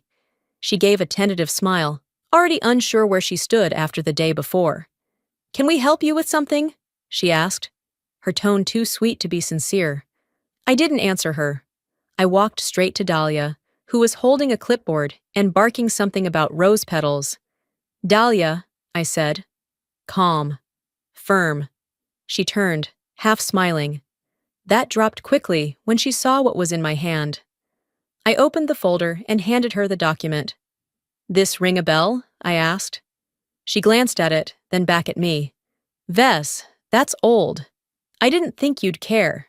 "You didn't think I'd care that you submitted a grant under my name? Using my credentials? Claiming to be the founder of a business I built from nothing?" She laughed. Not convincingly. "It was just for the paperwork. You weren't using it." I stared at her, wondering how someone could talk like that and still sleep through the night. "You lied," I said. "On a government-funded application, using my name, you not only stole credit, you cashed the benefits." "It's not that serious," she snapped. "You always make everything dramatic." That was when her voice raised, and people turned. The planner, the decorator, the sound tech. They all paused, waiting for what would follow. "I'm not the one who faked a resume," I said. "You didn't just borrow my name. You impersonated me, publicly, on record." Her eyes flickered. The air between us cooled instantly. Dahlia's voice dropped, but not enough that others couldn't hear. "Let's not pretend people actually like you, Vesna. They tolerate you because you pay for things. You think they come here for your company? Please." Silence stretched. Then she added, louder, like she wanted an audience for this part. "Take away your money, and what do you have left? Nobody. That's what. You walk around acting like you're better than everyone, like you're some moral compass. But without your money, you're just sad and alone." A waiter, mid-pour, froze. You could have heard a pin drop on that marble floor. I took a breath. It didn't shake. I looked at her for exactly 3 seconds. Then I folded the grant document in neat thirds, walked over to the nearby trash bin, and dropped it inside. "Thanks for clearing that up," I said evenly. I turned to the planner. "Start making calls," I told her. "You'll need to find a new venue for the rest of this event." She blinked. "What?" "You heard me. We're done here." I didn't wait for a reply. As I walked toward the doors, voices behind me stirred. Confused. Curious. But I didn't turn around. I didn't need validation. My steps were enough. Somewhere near the arch, I heard someone whisper, "She owns this place? And they spoke to her like that?" I kept walking. There was nothing more to prove. You mocked what I built because you knew you could never build it yourself. After I walked out of that ballroom, I didn't go back to my office. I didn't need to. What needed to be said had already been carved into silence. The building knew. The walls remembered. My name was in the mortar, in the fire codes, in the liability coverage. I didn't need a title card or a mic to prove ownership, but proof was coming anyway. That afternoon, Somerset Haven's grand ballroom turned into a parade of velvet gowns, designer shoes, and performative hugs. Guests arrived in waves. A pair of bloggers were stationed near the entrance snapping photos. A local event magazine sent someone to livestream Newport Glam, Central Coast Chic, or whatever label they were selling that day. Delia greeted people like royalty. She laughed too loud, held her champagne too high, called everyone babe and my angel. The wedding planner scurried around her like a satellite on a timer, eyes darting towards staff whose expressions were already tight with confusion. Thatcher's parents arrived just before 4. His mother wore a navy sheath dress and pearls that probably had their own insurance policy. His father shook hands with the valet, like they'd known each other for years. Champagne was offered. Dahlia gave her rehearsed welcome speech, not a single mention of the venue. I watched it unfold from the back of the room, standing just behind a curtain near the service door. I had told the AV team exactly when to cue the video. They followed the instruction like it was gospel. At 4:17 p.m., the house lights dimmed. A hush fell. The screen came alive with glittering gold titles, "Celebrating a Legacy of Love." But after 10 seconds, the footage glitched, then cut to a new clip. Raw. Vertical phone video. A shaky frame. No filters. No slow-motion transitions. Dahlia's voice, unmistakable, pierced the room. "Kick that beggar out before she ruins the aesthetic." Gasps. Audible ones. Someone dropped a fork. The video played only 7 more seconds. No names, no context. Just a moment. A very real, very unpolished truth. Then the screen went black. A beat of silence. Then I stepped out from behind the curtain. I wasn't dressed like a guest. I wore what I always did when the stakes were real. A tailored black blazer, simple heels, hair pulled back. No jewelry except the keycard clipped to my waist. My badge of authority. I walked to the mic in the center of the stage. I didn't rush. Let them see me. Let them feel the quiet shift. "I'm sorry for the interruption," I said. "My name is Vesna Calder. I am the founder and sole owner of Somerset Haven." The room held its breath. This venue was offered in good faith. That faith was violated. I let the silence land. The business you're standing in was built, brick by brick, contract by contract, by someone you just heard referred to as a nuisance, a problem, a blemish. My eyes found Dahlia, standing frozen beside Thatcher, her face pale but her jaw still locked. I didn't look away. Effective immediately, the Ren Sloan engagement event is canceled. Guests are welcome to stay for refreshments, but this facility will no longer support this performance. A few people shifted uncomfortably. Others looked around, unsure if it was theater or truth. A woman near the catering table set her glass down and started clapping. A man near the AV booth followed. I didn't ask for applause. I wasn't there for redemption. I was there for correction. Thatcher looked from me to Dahlia, his mouth slightly open. His mother leaned toward him and whispered, "You knew she owned it?" Dahlia said nothing. I stepped down from the platform and walked out through the main exit. As I passed the hallway, I heard a whisper from one of the servers, young, maybe 20, holding a tray of untouched shrimp skewers. "I'm glad someone finally said it," she murmured. I gave her a nod. Just once. Outside, the sun was slipping behind the trees. The wind picked up slightly, pushing the linen banners at the edge of the terrace. For once, I wasn't walking away quietly. They gave her the spotlight, I gave her the floor, and then took it back. The air was still sharp the next morning, the kind that slides in under doorframes and lingers even with the windows shut. I sat alone in my suite, a mug of coffee slowly cooling on the windowsill beside me, watching the staff below begin resetting the property like nothing monumental had happened the day before. No sirens, no lawsuits, no press conference, just silence. My phone buzzed once against the glass, and I didn't have to guess who it was. I picked it up, glanced at the screen. Dad. I didn't open the message right away. I took one more sip of coffee, cold, bitter, but familiar, before unlocking it. It didn't have to go this far. Your sister's devastated. Your mother's embarrassed. Let's not make this worse. No. Are you okay? No. I saw what happened. No. I'm sorry we let it get here. Just, don't ruin what's left. I read it again. Let it sit. And then, quietly, I deleted it. The walk across the lawn was quiet. Most of the vendors were gone. Just a few carts being wheeled back to the supply shed, the last of the staging lighting being packed.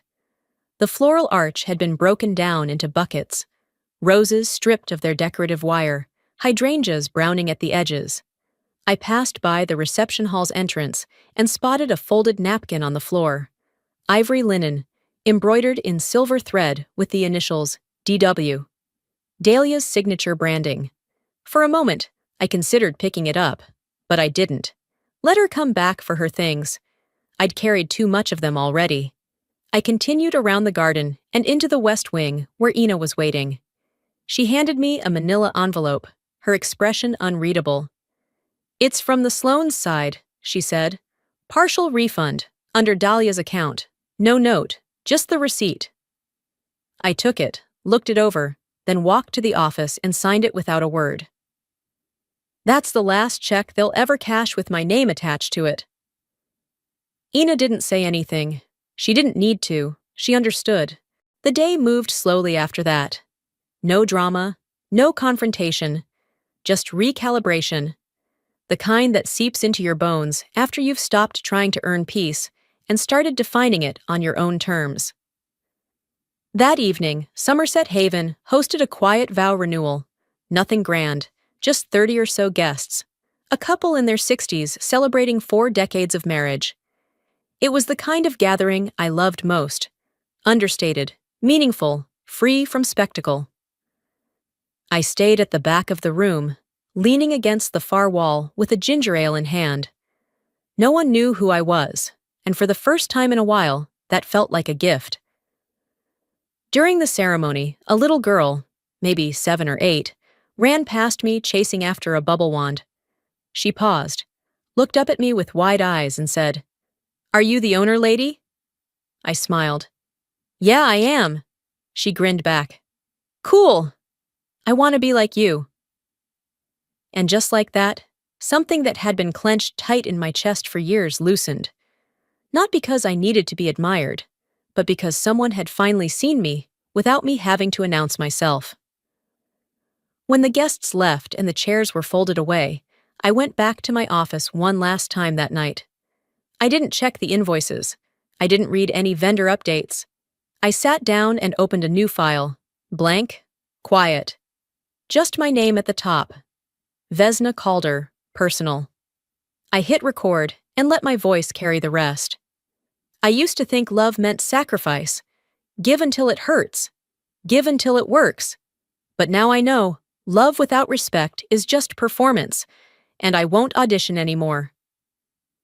I saved the file, closed the laptop, and turned off the light. Some people learn love through praise. Some through silence.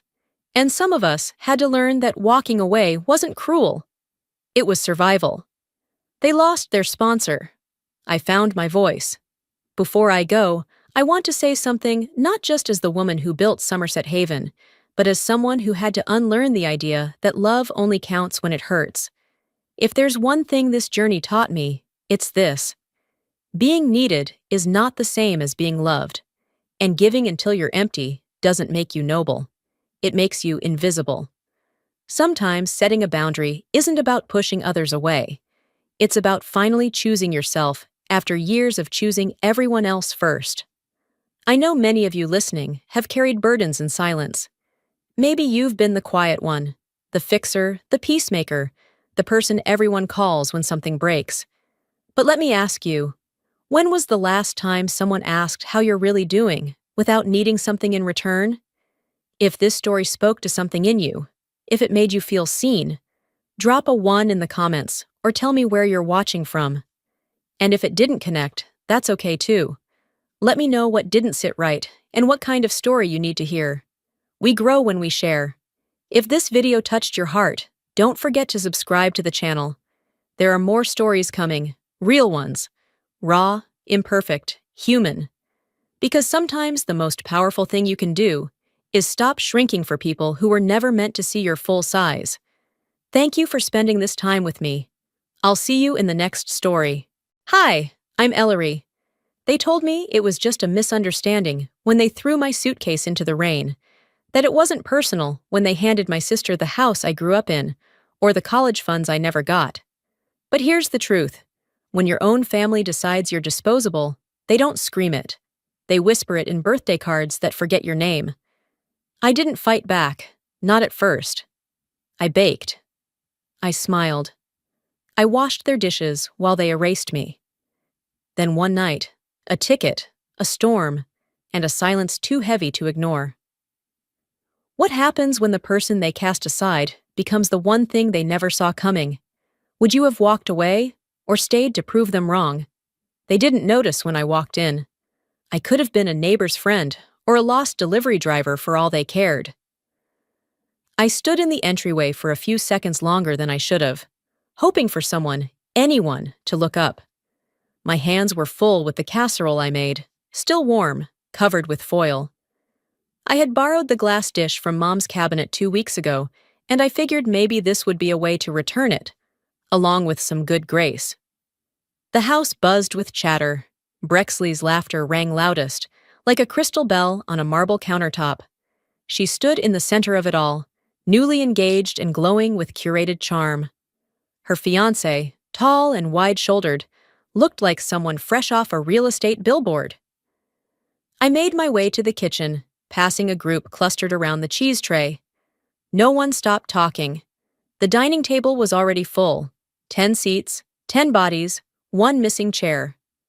I hovered behind Mom, who was cutting lemon wedges for the iced tea. She didn't turn. "Put the dish over there," she said, pointing toward the counter. A neighbor I hadn't seen in years leaned toward the table. "Whose birthday is it again?" she asked, lifting a wineglass.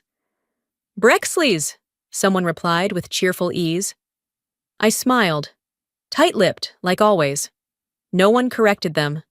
When the cake finally came out, the lights dimmed just slightly, and a small hush fell over the room. Brexley stood at the head of the table, practically glowing in candlelight. The frosting was flawless. White buttercream, edible gold trim, a delicate sugar flower. "Happy birthday, Brexley," it read. In cursive. No mention of me. I was born on the same day, in the same hospital, just 3 years after her. Mom clapped first. Then others joined. Brexley beamed, soaking it in like she earned every bit of the applause. I stood off to the side, just out of frame for the photos. I clapped too, because not clapping would have made a bigger scene. Then came the voice, cutting across the chatter. "Do you want a slice with your name on it, Elle?" someone asked. Another person chimed in, laughing. "Maybe next year, huh?" The knife in Mom's hand slid through the cake, perfect and effortless. "I'll take the corner," I said. No one responded. I carried my plate into the kitchen, stood at the sink, and began washing the already clean serving spoons. The water was warm, but my hands stayed cold. I stared out the window. The lemon tree in the backyard hadn't borne fruit in years. I stayed in there for a while. It's amazing how long you can stand still in a house full of people without anyone noticing. Eventually, the sound of dishes being cleared pulled me back. I dried my hands and walked into the hallway. I paused by the coat rack, where my jacket hung, still untouched since I'd arrived. That's when I heard them. The living room lights were dim, just a lamp on by the fireplace. I recognized the cadence of my father's voice, measured, always like he was explaining something to someone who might disagree. "I just think it's time we settle the house situation," he said. "She's not going to stay forever," Mom added. "And Brexley's starting her family soon. It's cleaner this way." I froze by the hallway arch. I wasn't trying to eavesdrop. I was just too stunned to move. "She's not even working," Brexley said. "I mean, how long are we supposed to let her float?" Dad let out a long sigh. "We'll frame it as logistics. Keep it clean. She won't argue if we don't make it emotional." My name wasn't mentioned, not once.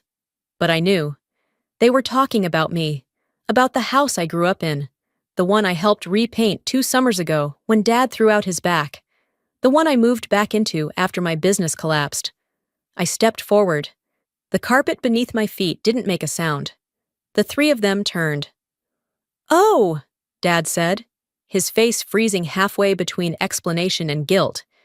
"Didn't think you were still here." I smiled. It was the kind I'd mastered over the years, soft at the edges, unreadable in the middle. "No one ever does," I said, and I turned back toward the guest room, the one with the door that never closed all the way. And maybe that's why I started writing those emails they never answered. I don't remember the first one, exactly.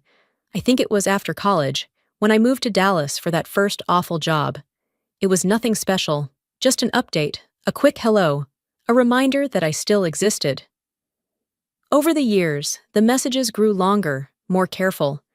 They covered birthdays I spent alone, holidays I couldn't come home for, quiet confessions about the little things that went wrong, and the big things I couldn't tell anyone else.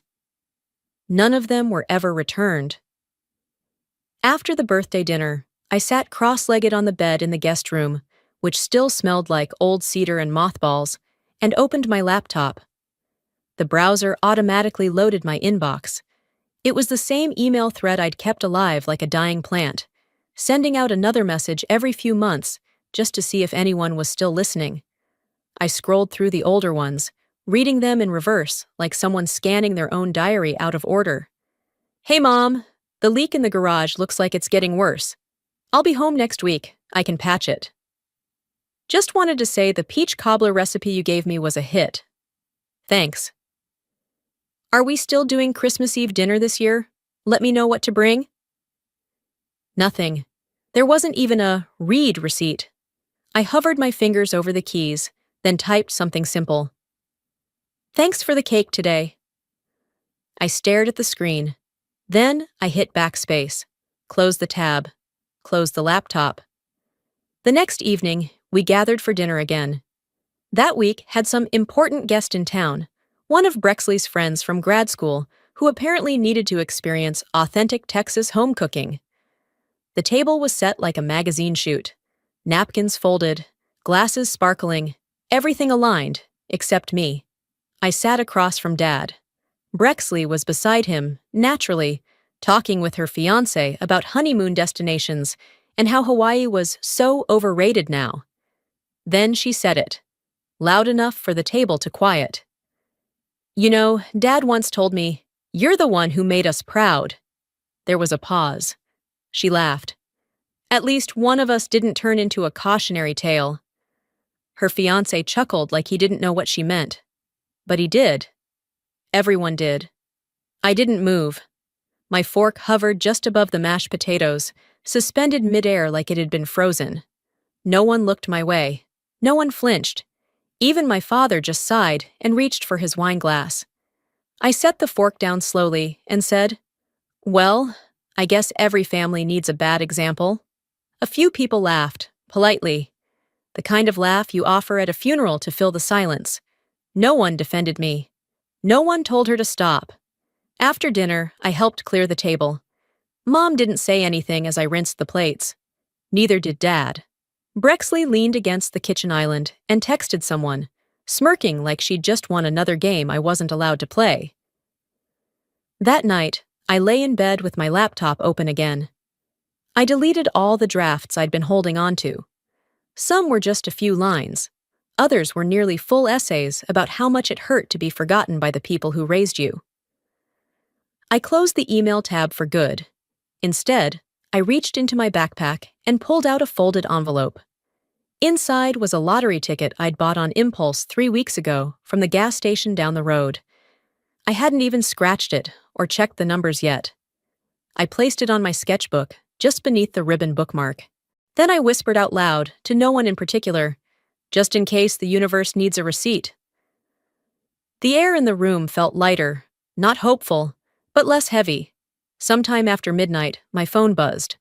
A notification from Brexley. She'd posted a photo on Facebook of the dinner, tagged everyone around the table, even the neighbor's daughter who stopped by for dessert. The caption read, "The one who got it right." My name wasn't there, not even in the comments. I stared at the screen for a while, then set the phone down on the nightstand. And that's when it hit me. Some people keep you invisible on purpose. It helps them stay big. And maybe it was. Maybe I was sinking. But if that meant I no longer had to tread water in their perfect little aquarium, so be it. A few days passed. I stayed mostly out of sight, kept quiet, kept helpful. Brexley acted like I was a ghost, and my parents treated me like the kind you avoid eye contact with in church. I wasn't surprised, but I was tired. That Friday, Mom called while I was in line at the pharmacy. Her voice was sweet, careful. "I thought we could catch up, just the two of us. Lunch tomorrow?" I hesitated. She filled the pause with, "You could use a good meal, honey. I'll make a reservation at that cafe you like." The cafe I liked hadn't been one I'd visited with her. But I said yes. Maybe I was curious. Maybe I was stupid. Saturday came gray and dry, the kind of Texas winter day that doesn't bother pretending to be cold. I wore jeans and a sweater. Nothing special. She arrived early, already seated, sipping tea. And she wasn't alone. There was a man next to her. Clean suit, thin tie, the kind of smile that said he'd reviewed my credit report before we even shook hands. "Ellery," Mom said warmly, "this is Mr. Lyle. He's been helping us with some paperwork." I slid into the booth slowly. A server came by. I asked for coffee. Mr. Lyle handed me a folder. I hadn't even opened the menu yet. "It's just a formality," Mom said, brushing a piece of lint off her lap. You're not planning to stay in the house long term, and with Brexley's engagement, well, this will make things easier. I opened the folder. It was a quitclaim deed. To the house. Our house. The one with my initials carved into the wood behind the pantry door. You want me to sign away my rights to the house? Mom took a slow sip of her tea. It's never been about rights, sweetheart. You've never contributed financially. We've always supported you. My mouth went dry. Mr. Lyle said, It'll clean up the title and avoid confusion later. I read the lines again. My hand shook, but not from fear, from clarity. There was a clause near the end, small font, like a footnote. It released me from any claim to future inheritance. Not just the house, everything. I closed the folder gently and placed it back on the table. I'll think about it, I said, keeping my voice flat. Mom nodded, smiling. Of course. That night, I couldn't sleep. My thoughts flickered like the motel's ceiling fan, repetitive, noisy, hard to ignore. The next morning, I went back to that same cafe. Alone. I ordered a black coffee and asked for an empty booth. I reread the contract slowly, methodically.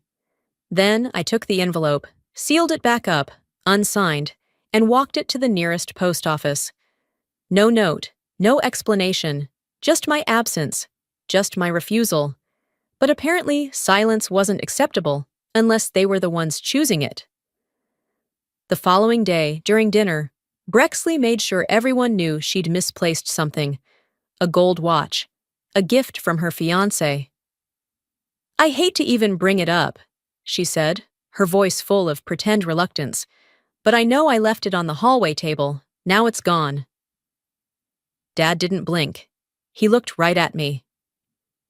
You know your sister's fiancé keeps his belongings here too, he said slowly, each word deliberate. We'd hate for him to feel uncomfortable. My fork hit the plate too hard. It echoed. You're accusing me? I asked. Mom cleared her throat, like this was a conversation she hoped wouldn't get loud. Nobody's accusing you, Ellery. We're just saying, if you needed something, you could have asked. It was surgical, no yelling, no direct blame, just implication, just enough venom to wound without spilling blood. I stood up, took my plate to the sink, washed it, dried it, and said nothing. That night, I walked past the cafe one more time. They were closing soon, lights dimmed. But the girl at the counter recognized me and held the door. I asked for a cup to go, then sat outside at one of their tables, placed the envelope beside me, and stared at it under the patio heater. I knew what they were doing. They wanted the story clean, tidy. The failure of a daughter who'd been helped too much for too long. But I'd never asked for handouts. I'd asked to be seen. That's all. I dropped the envelope into a mailbox across the street. No signature, no initials, no strings. Back at the motel, my phone buzzed. A text from Brexley. I hope you find peace soon. It's sad to watch someone sink this low. I didn't reply, just stared at the message for a long moment. She thought I was drowning. But I'd finally stopped pretending I wanted to stay afloat in their world. The next morning, I woke up with the kind of calm that only comes after a final decision. Not joy, not peace, just stillness. It was laundry day and trash day. I heard the distant groan of the garbage truck turning the corner, the metallic crash of empty bins hitting the pavement. It gave the morning a kind of rhythm, a reminder that everything eventually gets taken out. Marvina knocked on my door, not really waiting for permission before stepping inside. Can you go through the mudroom drawer today? It's been a mess for months. We're trying to clean up the place before Brexley's engagement party. Of course we were. She didn't say thank you. She didn't ask if I had anything else to do. I just nodded and followed her down the hallway. The mudroom was always dusty, a kind of liminal space between the kitchen and the back door. I opened the drawer and stared inside. It was a time capsule of things nobody thought important enough to keep anywhere else. Old batteries, expired coupons, keys with no known purpose, a torn envelope with a half-scribbled note inside that read, He said no again. No date, no context. And then, beneath a stack of restaurant menus from places long closed, I found a lottery ticket. Folded once, creased at the corner. Before I could ask, Marvina glanced over from the sink and said, "Oh, that? One of Brexley's friends gave it to her at brunch a few weeks ago. She didn't want it, just toss it." She went back to rinsing the dishes like she hadn't just said something small and sharp. I didn't toss it. I slipped it into the pocket of my jeans and finished sorting the drawer. Took the full trash bag outside, tied it shut, and walked it to the curb. No one said anything about it the rest of the day. That night, after I showered and changed into pajamas, I pulled the ticket from my pocket and placed it on the bed. I sat across from it like it might say something, but it didn't. Instead, I dug out my sketchbook and flipped to a blank page. At the top, I wrote, "What they didn't know I noticed." And then I started listing. They keep the best towels for guests. The bathroom light switch was fixed after I moved out. Mom stopped calling me by name in texts 3 years ago. Brexley's name is embroidered on the new stockings. Dad untagged himself from my graduation photo. I didn't cry. I just wrote, until the list felt like it was holding the weight I'd carried for far too long. I taped the ticket next to the list with a small piece of masking tape. Not out of hope, not yet. More like a bookmark in a story that hadn't decided if it was worth continuing. The next day was quiet. Brexley was home early from work and full of opinions about seating charts and color palettes. I stayed in the background, my place of expertise. Later, while helping prep dinner, I stepped into the pantry to grab the rosemary. The door was cracked just wide enough for voices to carry. "She still thinks if she's helpful enough, we'll keep her," Brexley said, almost laughing. A silence followed. Then Mom replied, soft but sharp, "Maybe that's true." I stood there for a moment, not frozen, just done. I grabbed the rosemary, walked out, and set it on the counter without a word. Then I untied my apron, folded it once, and placed it neatly by the stove. "Ellery," Mom asked. "I'm going out," I said. She blinked but didn't stop me. Neither did Brexley. I didn't slam the door. I didn't make a speech. I left quietly, just like they always preferred. Back in my room that night, I took a tack from the drawer and pinned the ticket to my corkboard above the desk. Beneath it, I wrote with a pencil, "Just in case something worthless turns out not to be." The house was silent when I came back in, though the tension didn't bother hiding. It was thick in the air, coating the walls, hanging in the doorway like steam from a pot left too long on the stove. I walked through it, past the kitchen where Marvina stirred something on the stove, through the dining room where the table was already set for 6. My shoes were wet from the light drizzle that had started outside. I kicked them off at the door, tucked them under the bench. I'd gone out for groceries, her list, her timing, and even though I hadn't spoken to anyone on the way home, I could already feel the atmosphere shifting before I stepped inside. Brexley was in the entryway when I came in. She didn't say hello. "You forgot the red wine," she said, without looking up from her phone. I stared at her. "It wasn't on the list." She finally lifted her eyes, cocked her head slightly. "Everyone knows it's part of dinner. Do I have to spell everything out for you?" I set the bag on the floor. "Then write it next time." Marvina turned from the stove, wooden spoon in hand. "Ladies, let's keep the tone down." I stayed still. Brexley took a step closer. "You know what, Mom? Maybe tone isn't the problem. Maybe the problem is that Ellery thinks doing the bare minimum gives her a seat at this table." I opened my mouth, but Norvin's voice came booming from the hallway. "Enough!" He walked in, his expression flat, but voice loud. "You come home after we carried you for years. You mope around, cause tension, and now you can't even follow a simple grocery list?" I blinked at him. "You asked me to do the errand. Don't twist this. If you can't do the smallest thing right, maybe you shouldn't be here." There it was. No more mask, no more passive-aggressive whispers. Just the truth. Brexley folded her arms like she'd been waiting for this moment. "Honestly," she said, laughing softly, I always wondered why they didn't kick you out sooner. It hit like a slap I didn't flinch from. I looked at all three of them. No one averted their gaze. They wanted this. Norvin opened the hall closet, pulled out my old duffel bag, and tossed it to the floor near my feet. "Pack what you need," he said. "This isn't working anymore." Marvina chimed in, her tone feigning softness. "It's just for now. Maybe you need time to figure things out, on your own." Their kindness had edges. I bent down slowly and picked up the bag.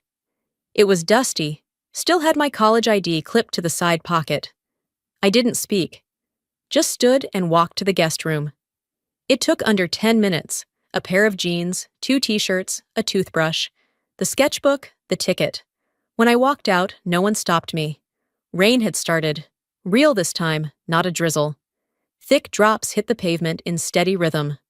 I stepped outside, pulled the hood of my jacket up, and walked down the driveway with my bag slung over one shoulder. My socks soaked through instantly. Brexley stood in the doorway with her arms crossed. As I reached the edge of the street, I heard her call out. Not to apologize, not even to gloat. "Don't forget, this is what happens when you wear out your welcome." I didn't look back. The rain clung to my skin like an old memory. I found a bench at the bus stop 3 blocks down. The streetlight above flickered, on, then off, then on again. A few rappers blew by. The air was sharp, cold, but not unbearable.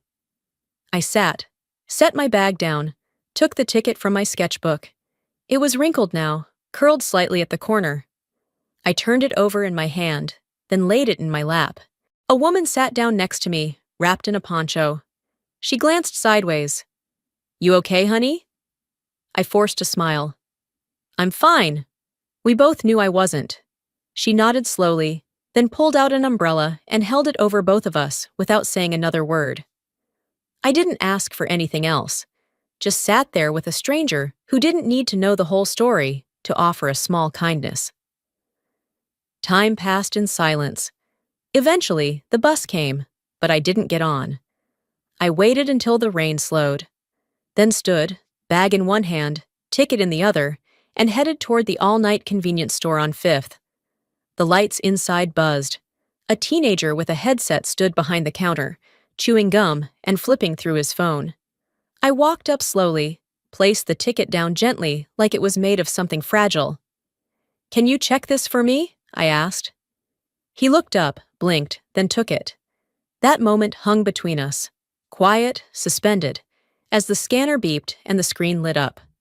The clerk didn't say anything right away. He just looked at the screen, then at me, eyes wide for a second, then cautious. The kind of look people give you when they think you might faint, or scream, or both. He cleared his throat.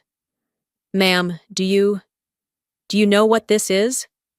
I didn't. Not officially. I had a feeling. A twitch in my gut that had been quiet for too long. He turned the monitor toward me. The number lit up like a neon sign. $73 million. That's what the universe thought I was worth. Or maybe it was just randomness doing its chaotic magic. Either way, it was enough. I walked out of that store without the ticket in my hand. They had to process it, verify it, whatever the state requires. It didn't matter. I left with something better. A reason to stop asking for scraps. For 3 days, I didn't tell anyone. I stayed at a motel across town, bought myself a set of clothes that didn't smell like the last 6 years of my life, and thought. Just thought. On the 4th morning, the motel phone rang. I didn't recognize the number, but something in me already knew. Marvina. "Sweetheart," she said, like nothing had happened. "We're doing a small dinner for Brexley on Sunday. Just family. You should come." I let the silence sit between us long enough for her to get nervous. Then I said, "Why now?" She didn't hesitate. "Because family sticks together." She didn't mention the suitcase, the rain, the look on my sister's face when the door shut behind me. They'd thrown me out like a mistake they were tired of repeating. But now that I was quiet again, maybe they assumed I'd folded back into shape. That night, I started packing the few things I'd brought to the motel. And while sliding my old files into my bag, I found an accordion folder tucked behind a stack of notebooks. It was labeled FAFSA 2012-2015. College loan records. I wasn't expecting anything to jump out, but one of the statements had a different address listed, Brexley's. I looked closer. A loan taken out in my name, signed in handwriting that looked like mine, but wasn't. My stomach turned. I pulled up my credit report online, hands shaking not with fear, but with confirmation. There it was, a $42,000 federal student loan I had never taken, disbursed the same semester Brexley started grad school. I called the loan servicer. "We can't discuss that over the phone," they said. But the paperwork didn't lie. I wasn't just erased in my family. I'd been used. Sunday came. I didn't go to dinner. Instead, I made a copy of the entire loan file and slipped it into a plain manila envelope. No return address, no card. I printed one sticky note and pressed it to the front. "Return what doesn't belong to you." I dropped it in the mailbox at the end of the driveway. I imagined Marvina opening it, probably with wine in hand, Brexley reading it out loud with that performative laugh. But I didn't need to see it. I didn't need the reaction. They'd taught me my whole life that silence was acceptable as long as it came from me. So this time, I made my silence heavy, measured. Later that night, my phone buzzed. It was Brexley. "You don't get to ruin my dinner over something you barely remember." I stared at the message, then typed back, "Funny, that's how you treated my entire life." I hit send, then turned off my phone. Not out of drama, not to make a point. I just wanted the quiet to be mine this time. The next morning, I stayed in bed longer than usual. Not because I was tired, but because there was nothing urgent pulling me forward. For once, the silence didn't feel like punishment. It just was.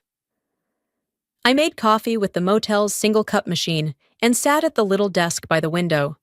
The world outside kept moving, cars passing, birds flitting between wires. But it all felt distant. I didn't check my phone.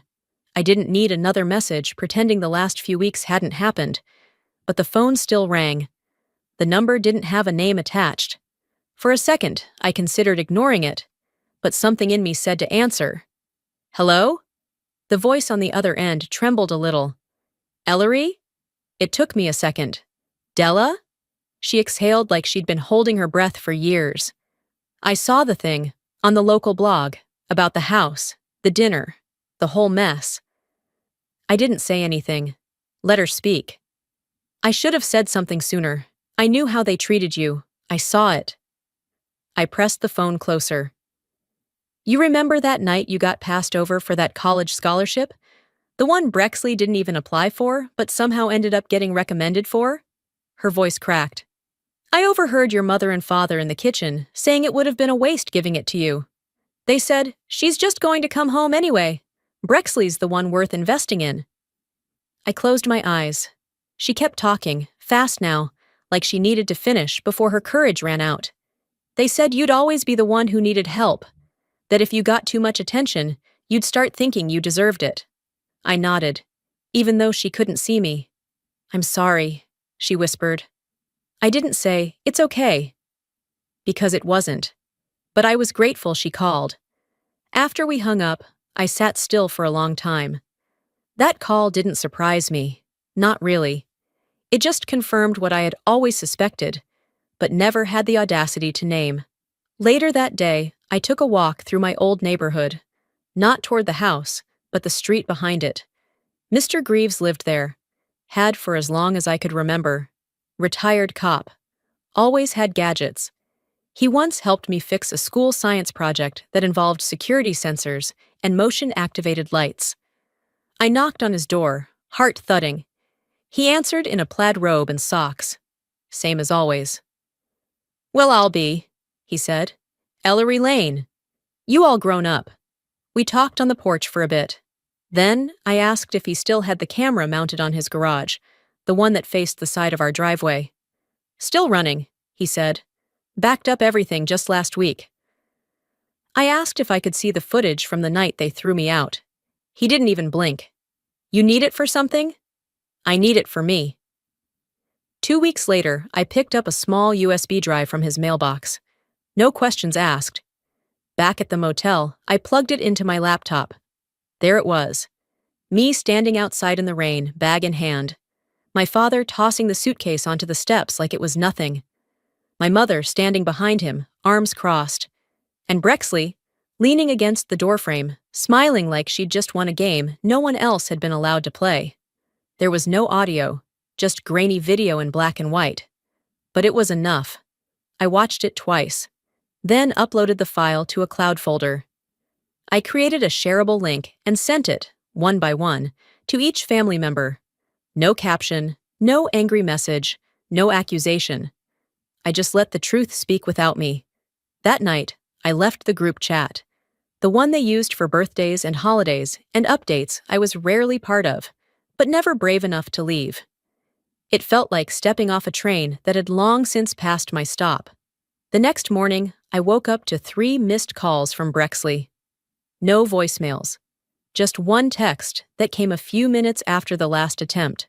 "What do you want from me?" I stared at it for a while, then replied, "I just wanted you to know what the truth looked like." And once you see something that, clearly, you can't pretend it's blurry anymore. The morning after I sent the footage, the motel felt quieter than usual. The walls didn't creak, the hallway didn't echo. Even the coffee machine in the lobby seemed to hiss more gently. Maybe it was me, my body finally unclenching after months of bracing for a blow that had already landed. I sat on the edge of the bed, scrolling through nothing on my phone. That's when the knock came. 3 short taps. Controlled. Not aggressive, not friendly. I opened the door. Marvina.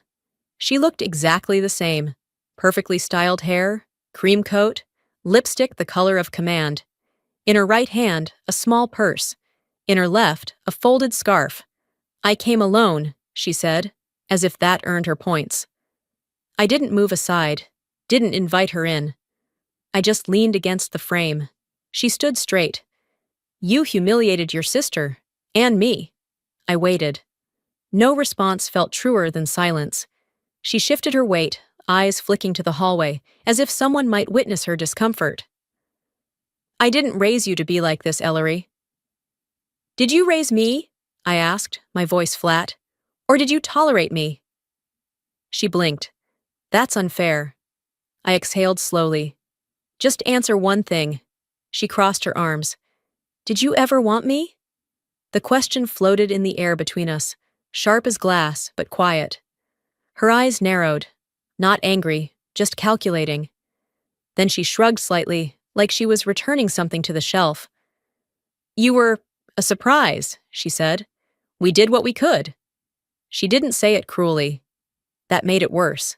There was no fight in her words, just confirmation. "I see," I said. She stepped back without prompting. "I thought you deserved to know." I nodded once. "Now I do." I closed the door. That night, I didn't cry. I didn't throw things. I wrote. I pulled out my notebook, turned to a clean page, and started a letter. Not to Marvina, not to Brexley, not even to myself. To a daughter I may never have. I wrote, "I won't build you from pain. I won't teach you silence." And then, "If I ever doubt you, I promise to say it to your face. Not behind your back. Not in a kitchen where you're meant to be invisible." I folded the letter, placed it in an envelope, and tucked it inside the back of my journal. Along with it, I included a copy of the lottery claim receipt. Not for bragging rights, for proof. Proof that sometimes you win without needing to crush anyone. Sometimes the universe gives you a receipt when no one else would give you the time of day. The next morning, I called a lawyer. Not the family's, my own. I told him I wanted to set up a scholarship fund for girls like me, specifically for young women who aged out of the foster system or had been cut off by their families. Girls who didn't have someone saying, "You belong here." He asked what I wanted to call it. I said, "The Maybe Fund." He paused, then said, "That's unusual." "I think it's perfect." Later that week, I changed my phone number. I blocked every contact with my last name, even the cousins who meant well but never showed up. I moved to a smaller town, one where no one knew my history, where I could go to the grocery store without bracing for impact. I got a dog from the shelter, medium size, 3 legs, named her Maybe. She didn't bark, just followed me from room to room like I was worth watching. For once, I didn't feel like explaining myself. There was no press release, no announcement. I didn't need people to know how I left. I only needed to know I did. Months later, on a quiet Tuesday, I got an email. The sender's name stopped me cold. Brexley.